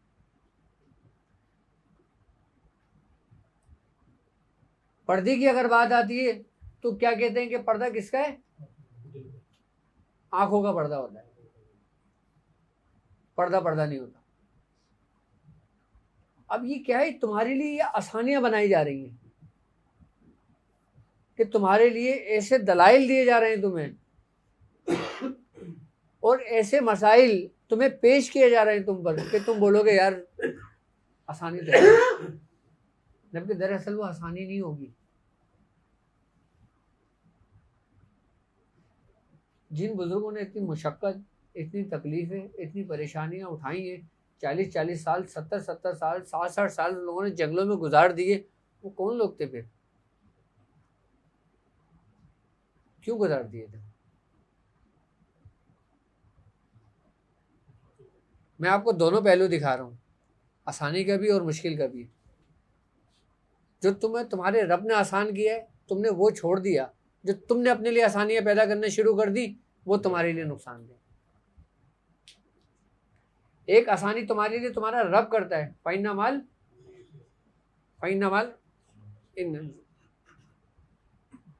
उसरी युसरा, कि हर मुश्किल के बाद, ये तुम्हारे रब की तरफ से है। और एक आसानी वो है जो तुम खुद निकाल लेते हो, वो तुम्हारे लिए वबाल जान है। अल्लाह रब्बुल इज़्ज़त कहता है ला इकराह फिद्दीन, कि दीन में ज़बरदस्ती नहीं। और अगर आप गन पॉइंट पे ज़बरदस्ती उसको लाना चाहो,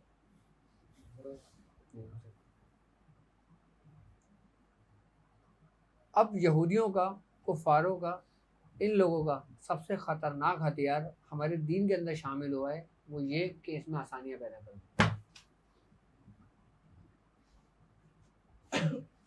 आप नमाज पढ़ सकते हो ना, अब आपके अंदर आप ही लोग ऐसे फतवे आपको देने शुरू कर देंगे, यार नहीं बैठे आता, चलो बैठ के पढ़ ले, लेट के पढ़ ले, जबकि आप पढ़ सकते हो। दीन में है आसानी, उज़्र के साथ।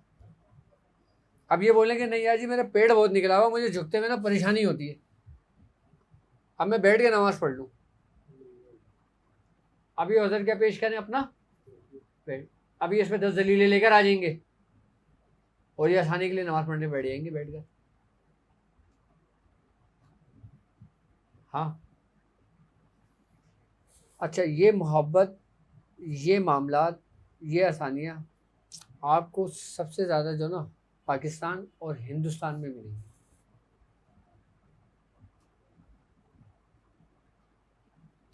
आज भी हम लोग, मैं अपने घर की बात बता रहा हूँ, हम लोग किबला रुख पैर करके नहीं सोते।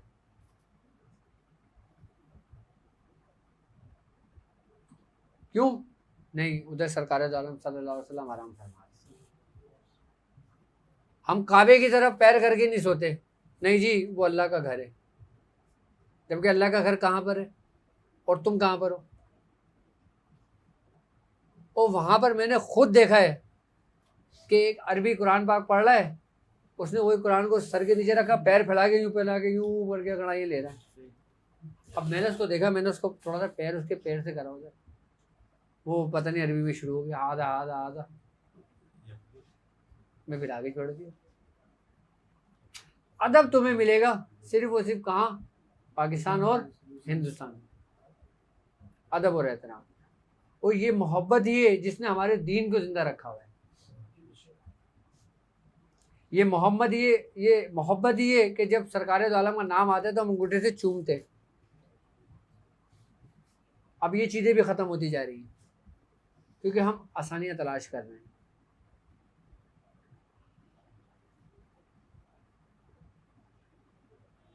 तो हमने अपने आप को इन चीज़ों से निकालना है। और जिन लोगों ने अपने बुजुर्गों की रस्सियों को छोड़ दिया वो गुमराह हो गए, और जिन लोगों ने अपने बुजुर्गों को छोड़कर दूसरों की राह इख्तियार ली तो फिर वो उन्हीं लोगों में उठाया जाएगा जिन लोगों के साथ नबी पाक सल्लल्लाहु अलैहि वसल्लम ने बशारत दी, आपने फरमाया जिनके बारे में। तुम जिस कौम की शबाहत अपनाओगे उसी कौम के साथ बरोज़ महशर उठाए जाओगे। लेकिन क्या हर मामलात में बस खैर अल्लाह ताला आसानियाँ पैदा फरमाए। और कोई बात? जो आजकल बाल काटे जा रहे हैं अजीब अजीब स्टाइलों से, कई फुटबॉलर हैं, यहूदी फुटबॉलर वगैरह, उन्हीं के अंदाज से काटे जा रहे हैं और सब उसी लाइन पे लगे हैं। हाँ, सब उसी लाइन में लगे हुए। हालांकि अल्लाह के रसूल ने मना फरमाया कि वो जो खाली मत करो, तो हमने करा नहीं। देखो नबी करीम सल्लल्लाहु अलैहि वसल्लम ने फरमाया और हदीसों में भी, कुरान में भी है कि यहूदी और नसारा तुम्हारे दोस्त नहीं हो सकते, चाहे ये तुम पर कितना ही तुम्हारे हामी क्यों ना हो जाए। अल्लाह ने कह दिया, रसूल ने कहा। जिसको अल्लाह ने कह दिया, वो तुम्हारे दोस्त हो ही नहीं सकते। और आज देख लो आप सबसे ज़्यादा कहाँ जा रहे हो, कहाँ घुस रहे हो, कहाँ कर रहे हो। हमको हमारे दीन अपने मज़हब की अहमियत का अंदाज़ा पता है कब होता है कि जब हम कुफ़ार के बीच में रह रहे होते हैं। आपका दीन क्या है आप यूरोप में रहने वाले लोगों से पूछो, आपका दीन क्या है आप यूएसए में रहने वाले लोगों से पूछो जो उन लोगों के दरमियान रहते हैं। आपको जितनी सहूलतें मैसर है ना, वो लोग उन सहूलतों के लिए तरसते हैं। आप यहाँ खुलकर आपकी मस्जिद में अजानें होती हैं लाउड स्पीकर पर, वहाँ पे बंद कमरे में भी नहीं होती। कुछ जगहों पर, कुछ मकामात पर, जैसे फ्रांस को ले लो आप,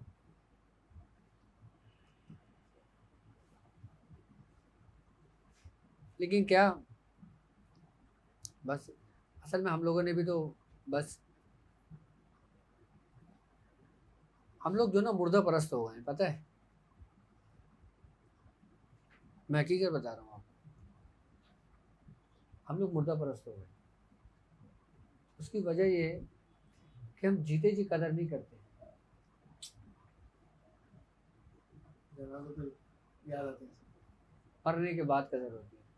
वो किसी अभी कोई बड़ा आलिम दीन है, कोई शख्स है, उसका ये मैंने कॉल पढ़ा था, सुना था, उसने बहुत अच्छी बात कही थी। उसने कहा मुझे अपने आप को मनवाने के लिए जो ना मरना पड़ेगा कि तभी लोग मेरी कदर करेंगे।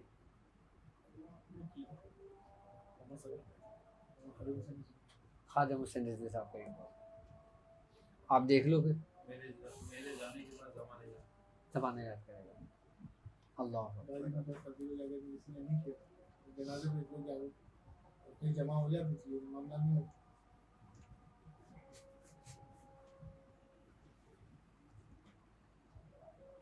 निज़ामुद्दीन औलिया महबूब इलाही, आप निज़ामिया ख़ानदान के बहुत बड़े बुजुर्ग हैं और दिल्ली में आपका मज़ार है। हज़रत निज़ामुद्दीन औलिया महबूब इलाही के 10 खलीफा ऐसे थे कि जिनसे आप बहुत मोहब्बत रखते थे, और इतनी मोहब्बत रखते थे कि उन 10 खलीफा जो थे ना, उनके बारे में कहते हैं कि आप उन 10 खलीफाओं से एक कमरे में बंद होकर बाहर से ताला डलवा के और फिर गुफ्तगू किया करते थे।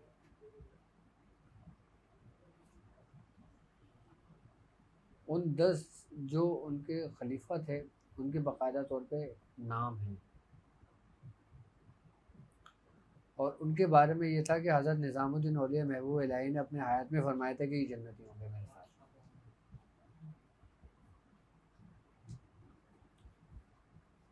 तो हज़रत अमीर खुसरो रहमतुल्लाह अलैह आप फरमाते हैं कि इनको ये मकाम पता है क्यों मिला था?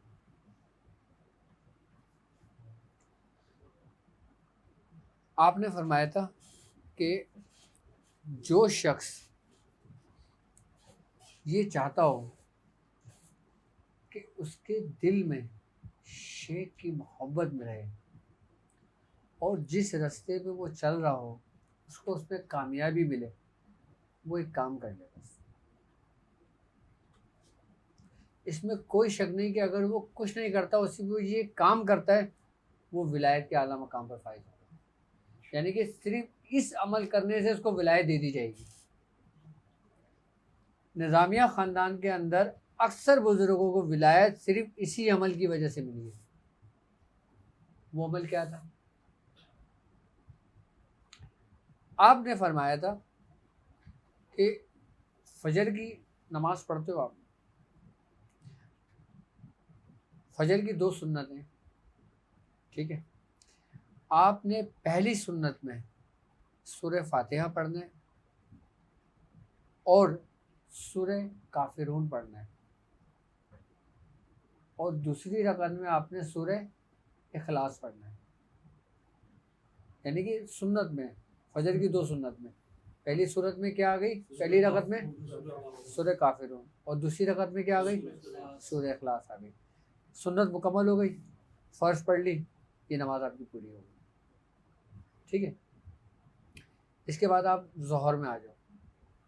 ज़ोहर की 4 सुन्नत पढ़ते हैं पहले। ठीक है।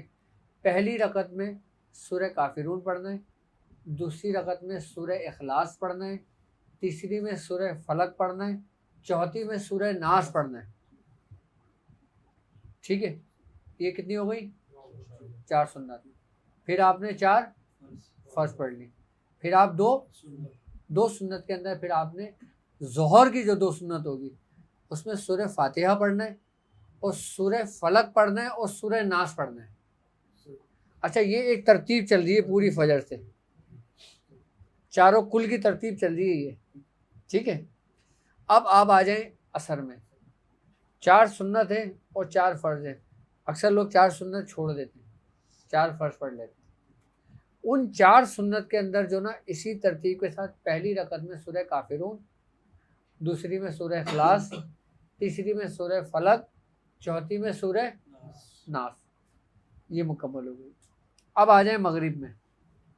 3 फ़र्ज पढ़ ली, फिर 2 सुन्नत में आपने क्या पढ़ना है, पहली रकत में सूरह काफिरून, दूसरी रकत में सूरह इखलास।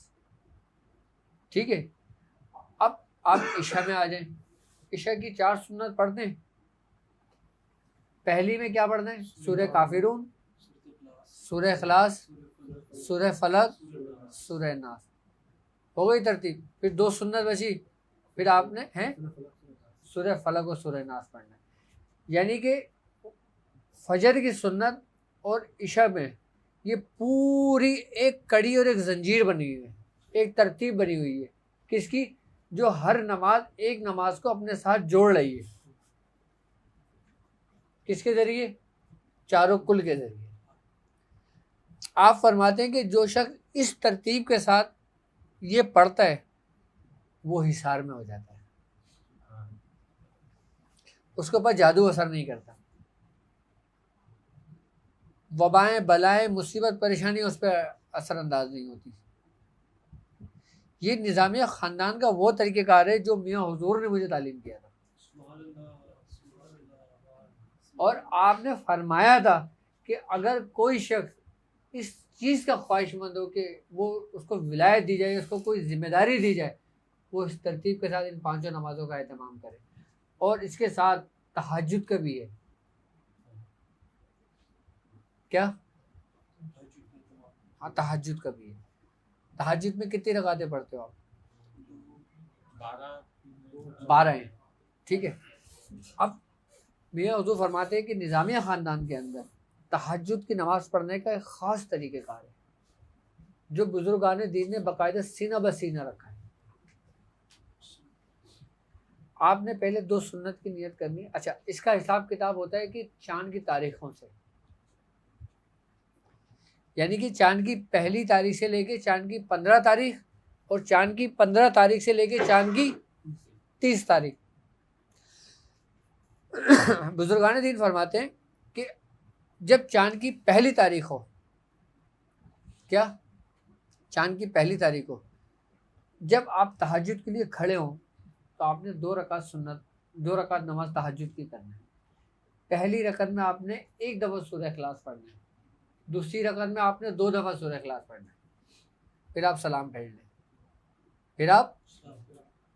लें, फिर आप नियत बांधे, फिर आपने पहली रकत में 3 दफ़ा पढ़ना है सूरह इखलास और चौथी में 4 दफ़ा पढ़ना है। फिर आप सलाम फेर लें,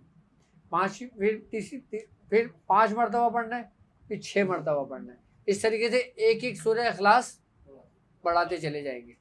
ये आपने पूरी 12 रकातें पूरी पढ़ ली।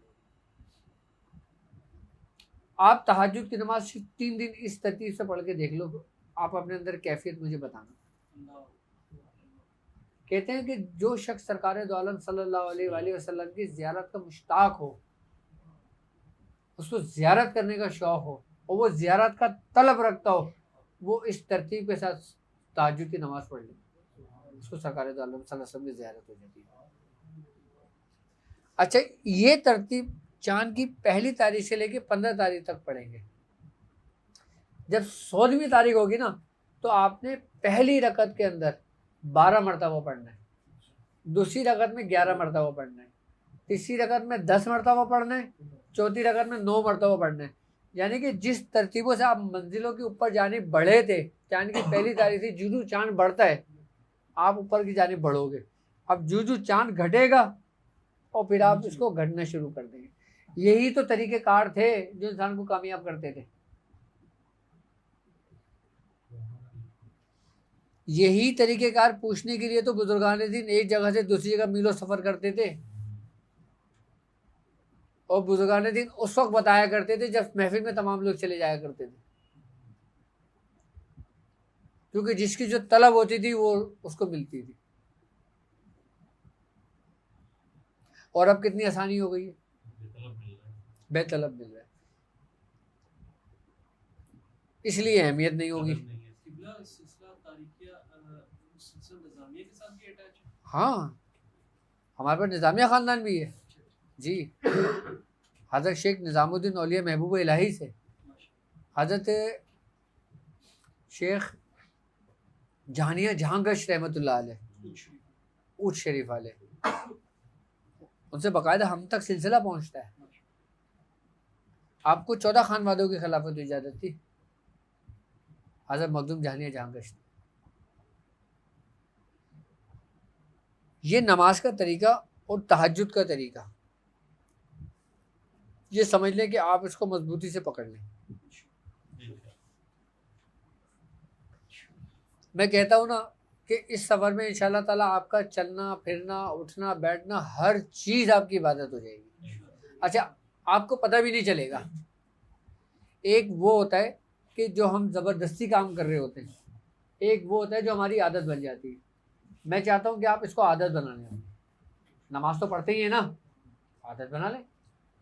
एक बात है कि कोई किसी का अमल छीन सकता है, क्योंकि आपके पिछले जो बयान थे उसमें मैंने एक तो हमजाद का कहा कि जब बंदा इंतकाल कर जाता है, ये इनको माइक दे दो, बंदा जब इंतकाल कर जाता है हाँ, तो उसमें क्या कहते हैं, जब उसकी रूह निकल जाती है, मीन्स कि जब उसके कब्रिस्तान में दफनाने आए थे, तो बाज़ औक़ात, क्योंकि मेरा मुशाहिदा रहा है हाँ, कि वो आमिलीन घूमते रहते हैं, हाँ, कि जब दफना के लोग चले जाते हैं तो वो कब्र पे खड़े होते हैं, क्योंकि आपके बयान में था कि वो उसके हमजाद को कब्जा कर लेते। एक सवाल ये था, और दूसरा सवाल ये कि कोई किसी का अमल, फॉर एग्जांपल कि भाई के पास सूरह मुज़म्मिल या सूरह कुरैश का अमल है, आमिलीन होते हैं, क्योंकि हमारा अक्सर और बेशतर मज़ारत पर हाज़िरी का ज़ौक़ रहा है और हाज़िरी देते हैं, और वहाँ पे शिकारी घूमते रहते हैं, कि उनका वो होता है कि वो उसको साफ़ कर लें। तो बंदा बाहर निकलता है बिल्कुल एक ब्लैंक है कि भाई मेरा क्या था, मेरे जो मामला थे जो मैं पढ़ता था, जो मेरी सब जो वो कहाँ गए, वो ज़ीरो हो गया। तो अगर ऐसा होता है तो उससे बचने के लिए उसको अपनी सेफ साइड कैसे रखें? सही। और ये जो हमजाद वाले जो मामला हैं, ये वाकई ऐसा होता है? देखो, हमजाद वाले जो मामला होते हैं ना, ये हर आम बंदे के साथ नहीं होते, क्योंकि हर आम बंदे का हमजाद किसी काम का नहीं होता, ठीक है, जितना हमजाद किसी आमिल के मरने का होता है। अगर कोई आमिल हो, जब वो मर जाए, उसको जो दफनाया जाता है ना, उसके आमिल के हमजाद को जगाने के लिए जो शिकारी होते हैं ना, वो ढूंढ रहे होते हैं जगा सकते। एक परहेज़गार लोगों का भी हमजाद पावरफुल होता है, तहज्जुदुल्लाह, नेक नमाज़ी, उसके पाबंद, नमाज का पाबंद, हाँ, जिक्र अस्कार का पाबंद, हाँ, उसका भी हमजाद पावरफुल। हाँ, उसकी वजह होती है, उसकी वजह ये होती है कि उसने दुनिया में जिन चीज़ों पे रियाजत की हुई होती है ना, वो एक पूरी रूहानियत की सूरत इख्तियार कर लेती है, जो उसके हमजाद की हिफाजत करती हैं, उसके माविन और मददगार हो जाती है। आप सूरह मुज़म्मिल पढ़ रहे हो, आपने ज़िंदगी में सूरह मुज़म्मिल को अच्छा खासा पढ़ा है, इसको मुकम्मल कर लिया, यहाँ तक कि इसकी रूहानियत आपको हासिल हो गई। जब आपको रूहानियत इसकी हासिल हो गई ना, तो ये आपको मरने के बाद भी आपके काम आएगी। अभी आपको आपकी रूहानियत सिर्फ महसूस होती है, मरने के बाद जब वो आपके जिस्म से जुदा होती है तो बाकायदा तौर पे वो उन्हीं जगहों पे मुहाफिज और मुआविन हो जाती है जहाँ पे वो आराम कर रहा होता है। अगर कोई हमदाद जगाने वाला कोई बुरी नीयत से किसी बुजुर्ग के मज़ार पे जाता है, हमदाद जगाने के लिए कब्रिस्तान जाता है, तो उल्टा उसको नुकसान होता है, उसको जूते पड़ते हैं। हाँ, लेकिन अगर कोई आमिल होता है, आम आमिल यानी कि शैतानी काम करने वाला, सिफलीगर या काला जादू करने वाला, उसका हमजाद बड़ा कमाल का होता है इन शैतानों के लिए, शिकारियों के लिए। ब्लैंक कर देते हैं और जो बंदे को ब्लैंक कर देते। हाँ, पहले मैं ये बात पूरी कर लूँ ना अपनी, वो किस तरह करते हैं, वो कैसे करते हैं, मैं वो भी तुम्हें बताता हूँ उसका तरीकेकार। मतलब हमदाद जगाने का तरीका नहीं बता रहा, हाँ उसको बता रहा हूँ कि करते कैसे ये लोग जो शिकारी होते हैं। मैं एक हद तक ले जाता हूँ आपको। जब ये लोग इंतज़ार करते हैं कि कोई आमिल मरे, जब कोई आमिल मरता है ना तो ये लोग करते ये हैं कि जब आमिल को दफना के चले जाते हैं, सबसे पहले जो आमिल के इर्द गिर्द के जो लोग होते हैं ना, वो इनके चेले होते हैं, इन शिकारियों के। वो लोग क्या करते हैं, उसकी नाक, उसके मुंह, उसके कानों की जो रुइयाँ होती है ना, जो आंखों पे रखती है, वो मंगा लेते हैं। आई बात समझ में? मंगाने के बाद अच्छा, इसके दो तरीक़ेकार होते हैं। अगर ये सामान मिल जाता है, रुई, आमिल के बाल, आमिल के नाखून और उसके कफन का टुकड़ा और ये रुई, सब कुछ, अगर ये उनके चेले उनको ला देते हैं ना, तो ये हमजाद उसको अपने हुजरे, अपने उसमें झोपड़ी में भी कर सकते हैं, कर लेते हैं, अगर ये सामान उनको मैसर हो जाए। जब जो लोग हमजाद जगाते हैं ना, जो कब्र की बेहुरमती करते हैं, जो लोग दाखिल होते हैं, वो इन्हीं मकासद के लिए करते हैं, यही चीज़ें निकालने के लिए करते हैं। आई बात समझ में? अब वो लोग करते ये हैं कि वो लोग रुई की बत्ती बनाते हैं उसकी, आई बात समझ? और रुई की बत्ती, वो जो बाल काटे होते हैं ना, उस बालों को उसके अंदर लिपेट लेते हैं। आई बात समझ में? लपेटने के बाद चिराग रोशन करते हैं। अच्छा, चिराग जो बनाते हैं ना, वो बनाते हैं मिट्टी का। कौन सी मिट्टी? उसी कब्र की मिट्टी लेते हैं जिस कब्र की वो होती है, उसको छान लेते हैं। छानने के बाद उसमें कुम्हार की मिट्टी मिला के उसको चिराग बनाते हैं और उसको आग नहीं देते। आई बात समझ में? उसके बाद जब वो ले आते हैं, जब चिराग तैयार हो जाता है, चिराग को तैयार होने के बाद उसमें तेल डाल देते हैं, फिर वही रुई अपने पास इस्तेमाल में रखते हैं और फिर अब वो अपना अमल पड़ता है, जो भी वो दुनिया में जो अमल कर रहा होता है, जो भी उसका अंदाज जगा रहा होता है। आई बात समझ में? फिर जब वो अमल कर रहा होता है, जगा रहा होता है ना, फिर उस जो चीज़ें जल रही होती है ना, इस क्योंकि जो उसके दुनिया में ताबे उसके शयातीन थे ना, उस आमिल के, वो उसकी खुशबू से मुतासिर होकर खींचे चले आते हैं। एक चीज़ आपके साथ 10 साल 20 साल 30 साल रही है, वो आपसे मानूस तो रही है ना, चाहे वो शैतान है। इसी तरतीब से जब कोई इसके हामिलीन इनके हमदाद जगाते हैं, जब वो इन चीज़ों का इस्तेमाल करते हैं, जब वो चीज़ें जलती हैं ना, तो उनकी खुशबू से वही शयातीन जो उनके ताबे थे वो खींचे चले आते हैं। और जब वो खींचे चले आते हैं तो फिर वो उसके हमजाद को बुलाते हैं। अच्छा, जब हमजाद की जो हाज़िरियाँ होती हैं ना, वो बाकायदा तौर पे उसी चिराग की लौ पर होती है। ये नहीं कि वो खोदेंगे, कब्र के अंदर जाएंगे, ऊपर से मिट्टी बंद कर देंगे, वो जी हमजाद जगा के ला रहे हैं, ऐसा नहीं होता। इसके बहुत तरीक़ेकार है, लेकिन अमूमन जो लोग करते हैं ज़्यादातर वो इसी तरतीब के साथ करते हैं जो शैतानों को करते हैं। ठीक है। अच्छा, हम मुसलमानों के अंदर एक बात है कि जब हम किसी अपने मुर्दे को दफनाते हैं तो हम मिट्टी पड़ के डालते हैं। वो इसी वजह से पड़ के डालते हैं ताकि हमजाद उसके अंदर मदफून रहे और कोई शैतान उसको निकालने की कोशिश करे तो वो निकाल ना पाए। इसका मकसद ये होता है। ज़ाहिरी मामलात की बात कर रहा हूँ, ताकि वो उस चीज़ में कैद हो जाती है। वरना पढ़ के डालने का क्या मकसद है? नहीं, तरीके हैं, इसके भी मकासद हैं बाकायदा, आम लोगों को नहीं पता। आम लोगों को नहीं पता। भाई आप पढ़ के क्यों डालोगे? आप बख्शिश दुआ तो वैसे ही कर लेंगे ना। हकीकत ये थी। हाँ हाँ, दुआ पढ़ते हैं मिट्टी डालने के लिए। हाँ, जिनको याद नहीं हो वो पढ़ के डाल देते, वो इसी वजह से कि अल्लाह रब्बुल इज़्ज़त उन शैतानों से इसको महफूज रखे अपने बंदे को, वजह यही होती है। अच्छा, ये तो हो गया हमजाद का चैप्टर, ये आपका जवाब है इसका, सही है। इसी तरतीब से इसको जगातों में नुकसान करते हैं। अच्छा, दूसरा ये होता है कि अमल को सल्ब करना, इसको अपने अंदर जब्स करना। आई बात समझ में? एक बात याद रखिएगा कि अमल उन लोगों का सल्ब होता है कि जो अपना अमल मुकम्मल करने के बाद गलत रास्ते पे लग जाते हैं, दुनियावी मकासद के लिए लग जाते हैं, उनका अमल कमज़ोर पड़ जाता है। और जिनका अमल कमज़ोर पड़ जाता है फिर वो आसानी के साथ बड़े के अंदर जब्स हो जाता है। अमल भी सल्ब किया जा सकता है, अमल बांधा भी जा सकता है, अमल बंद भी किया जा सकता है। पूरी रूहानियत बुजुर्गान दिन अपने अंदर सल्ब कर लिया करते हैं। हाँ, वाक़या मिलता है ना किनका? हज़रत पीर खजर रूमी का। हज़रत पीर खजर रूमी आप मदारी कलंदरिया ख़ानदान के बहुत बड़े बुजुर्ग हैं, नाम सुना होगा आपने। हाँ, आपके बारे में ये कि जब आप अपने शेख की तलाश में निकले थे ना, आप जिस जगह जाते थे ना, जिस पीर से मिलते थे, आप उसको अपने अंदर सल्ब कर लिया करते थे। लेकिन जब आप हज़रत कुतुबुद्दीन मुख्तियार काकी के रहमतुल्लाह अलैह के दरवाजे पर पहुंचे तो आपके सारे मामला सल्ब हो गए। हाँ,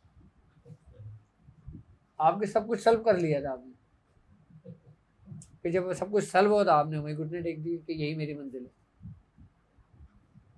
अच्छा, एक होता है कसदन अमल सल्ब करना, बुग़्ज़ दुश्मनी उसके मामलात के अंदर। अच्छा, एक पीर भाई अपने दूसरे पीर भाई का अमल सल्ब नहीं कर सकता क्योंकि दोनों की इजाज़त उसकी शेख की है। एक शख्स दूसरे शख्स का अमल सल्ब कर सकता है, हाँ, कैसे? अब उसके लिए बाकायदा तौर पे उसकी अपनी रियाजत होनी चाहिए।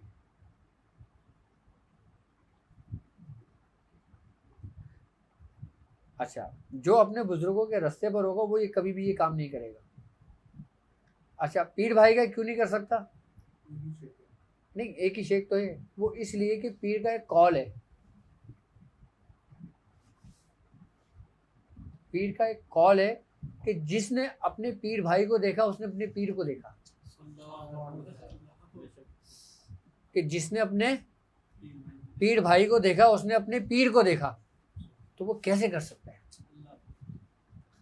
अभी आपके जो मामला चले थे, आपने जो उससे तशरीह करी कि शेख ही अपनी मंजिल पे पहुंचा था। हाँ, शेख ही मुरीद को हाथ पकड़ के सरकार मदीना सल्लल्लाहु अलैहि वसल्लम के दरबार में पहुंचा, मगर शेख के सरकार के दरबार में भी नहीं पहुंच सकता।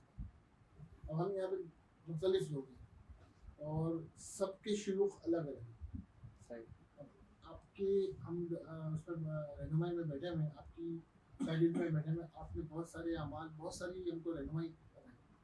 अब जब हम क्या कहते हैं कोई अमल करने बैठते हैं, चाहे कुरैश हो चाहे कोई, तो पिछले साल मैं यहाँ फिर मैंने सवाल किया कि तसव्वुर शेख आपको मतलब इतनी आसानी से नहीं होती जी, लेकिन मैं तो अमल आपसे ले रहा हूँ, मेरे शेख से तो नहीं ले रहा, तो मैं अपने शेख के दरबार में बैठ के तो वो नहीं पढ़ सकता, तो लिया तो मैंने आपसे है। नहीं, आप मुझसे ले रहे हो तो मेरे अंदर किसको देख रहे हो? अपने शेख को देख। खत्म हो गई बात। तो उसके लिए तो यहाँ भी तो वही है ना। अब मेरा शेख है, मेरे शेख पर्दा फरमा, हाँ मेरे शेख पर्दा फरमा। अब मेरी रहनुमाई के लिए दूसरा दरवाजा, दूसरी चौखट पे आया, ठीक है, तो वहाँ पे मुझे बैत या तालिब होना जरूरी? देखो, मैं आपको एक बात बताऊँ, आप किसी का भी दरवाज़ा खटखटाओ, जब आप वहाँ पे अपने शेख को देखो ना तो वहाँ ठहरना वरना निकल जाना। क्या हम किसी की भी महफिल में जाते थे ना, अबे हाँ 8 बज गए चलते हैं, हम किसी की भी महफिल में जाते थे ना, पहले अपने शेख को देखते थे, थोड़ी देर उनको देखते रहते। जब एक वक्त आता ना कि हमारे शेख उसमें आ जाता था तो हम ठहरते थे और न उठ जाते थे। और अव्वल तो हमें किसी की महफिल में जाने की ज़रूरत ही नहीं पड़ी, ना हम कभी गए, तो अगर किसी ने बुलाया भी तो गए, अदब में बैठे, अदब में उठे, अदब में आ गए। देखो, एक बात याद रखना कि तुम सादिक पता है कब होते हो, कब होते हो कि हर सूरत में तुम्हें तुम्हारा शेख दिखे। क्या बात। ज़रूरी नहीं कि तुम्हें मुझ में ही मेरा तुम्हारा शेख दिखे। जब तुम में, जब तुमको सब में तुम्हारा शेख दिखेगा ना, फिर तुम्हारे अंदर जो कमाल पैदा होगा ना, फिर वो लामहदूद होगा। कहता है देख लो आवाज़ देकर पास अपने पाओगे, आओगे तन्हा मगर तन्हा नहीं तुम जाओगे। शेख क्या होता है? कहते हैं दूर रहकर भी तुम्हीं पर रहती है अपनी नज़र। तुम कहीं भी जाओ, कहीं भी रहो, ज़रूरी नहीं कि तुम मेरे पास हो, तुम कहीं भी रहो, दूर रहकर भी तुम्हीं पर रहती है अपनी नज़र। बाहों में हम थाम लेंगे जब भी ठोकर खाओगे। यानी कि तुम जब भी ठोकर खाओगे ना, तुम्हें संभालने वाला कौन होगा? लेकिन उसके लिए तुम्हें काम करना है। वो क्या करना है? ले ना बदले में तुम्हारे घर खुदाई भी मिले। अब मुरीद क्या बोल रहे हैं? ले ना बदले में तुम्हारे घर खुदाई भी मिले, छोड़ देंगे दो जहां को जब भी तुम फरमाओगे। जन्नत बढ़ रही तो नहीं देखा, जब जन्नत बढ़ रही तो नहीं देखा। फिर पता है क्या कहता है? कहते हैं बेवफाई भी करोगे माफ कर देंगे तुम्हें। मतलब सरकशी भी करोगे, एक इंसान है, भटकता भी है, रास्ता भी है, फिर भी आ जाता है। बेवफाई भी करोगे माफ कर देंगे तुम्हें, हम ना वादों से फिरेंगे तुम अगर फिर जाओगे। ये वही बैत है, ये वही अहद है, ये वही वादा है। पूरी रूहानियत आ गई इन्हें अशारों में कि बेवफाई भी करोगे माफ कर देंगे तुम्हें, हम ना वादों से फिरेंगे। अगर कोई हमें बुला के बोलेगा ना कि यार इसने तेरे हाथ में हाथ दिया था ना, हम बोलेंगे हाँ हाथ दिया था इसने। हम ना वादों से फिरेंगे।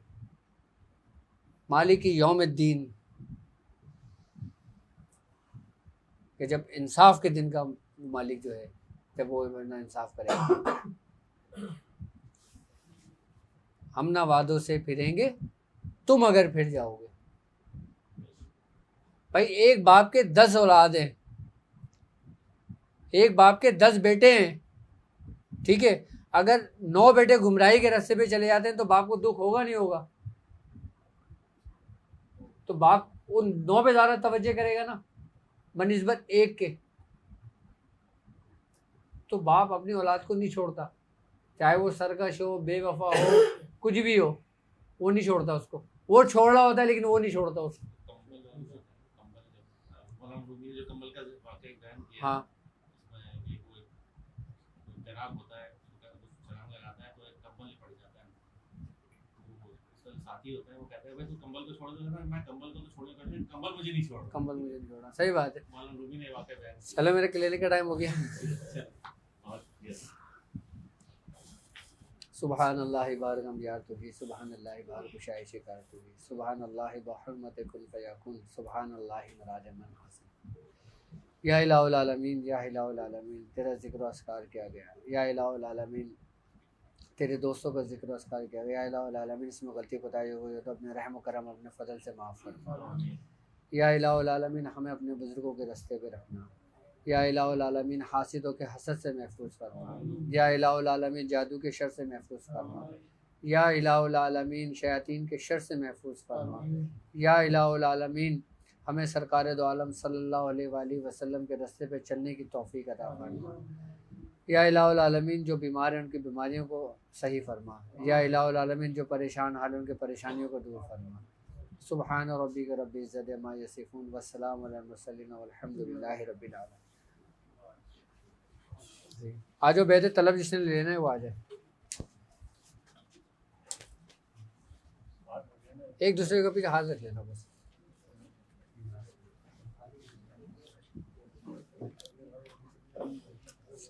औज़ु बिल्लाहि मिनश शैतानिर रजीम, बिस्मिल्लाहिर रहमानिर रहीम, अल्हम्दुलिल्लाहि रब्बिल आलमीन, अर्रहमानिर रहीम, मालिकि यौमिद्दीन, इय्याका नअबुदु व इय्याका नस्तईन, इहदिनस सिरातल मुस्तक़ीम, सिरातल लज़ीना अनअमता अलैहिम, गैरिल मग़दूबि अलैहिम वलद्दाल्लीन। कहो मैं ईमान लाया अल्लाह पर, अल्लाह के रसूलों पर, मलाइका पर, जन्नत पर, दोज़ख पर, नेकी पर, बदी पर, मरने पर, मरने के बाद दोबारा जिंदा होने पर, और मैं तौबा करता हूँ अपने तमाम गुनाहों से जिन्हें मैं जानता हूँ, जिन्हें मैं नहीं जानता, और मैं अहद करता हूँ अपनी बाकी ज़िंदगी सरकारे दो आलम सल्लल्लाहु अलैहि वसल्लम के फरमान के मुताबिक गुजारूंगा। मैंने आपको ख़ानदान कादरिया, सिलसिला सौरवर्दिया, चिश्तिया, कलंदरिया, अबुल उलाइया, जहांगीरिया, हसनिया उस्मानी में अपने शेख हकीम सूफ़ी तारिक अहमद शाह आरिफ के हाथ पे आपसे बैत लिया। आपने कबूल करी, आपने कबूल करी, आपने कबूल करी। पढ़ो ला इलाहा इल्लल्लाहु मुहम्मदुर रसूलुल्लाह।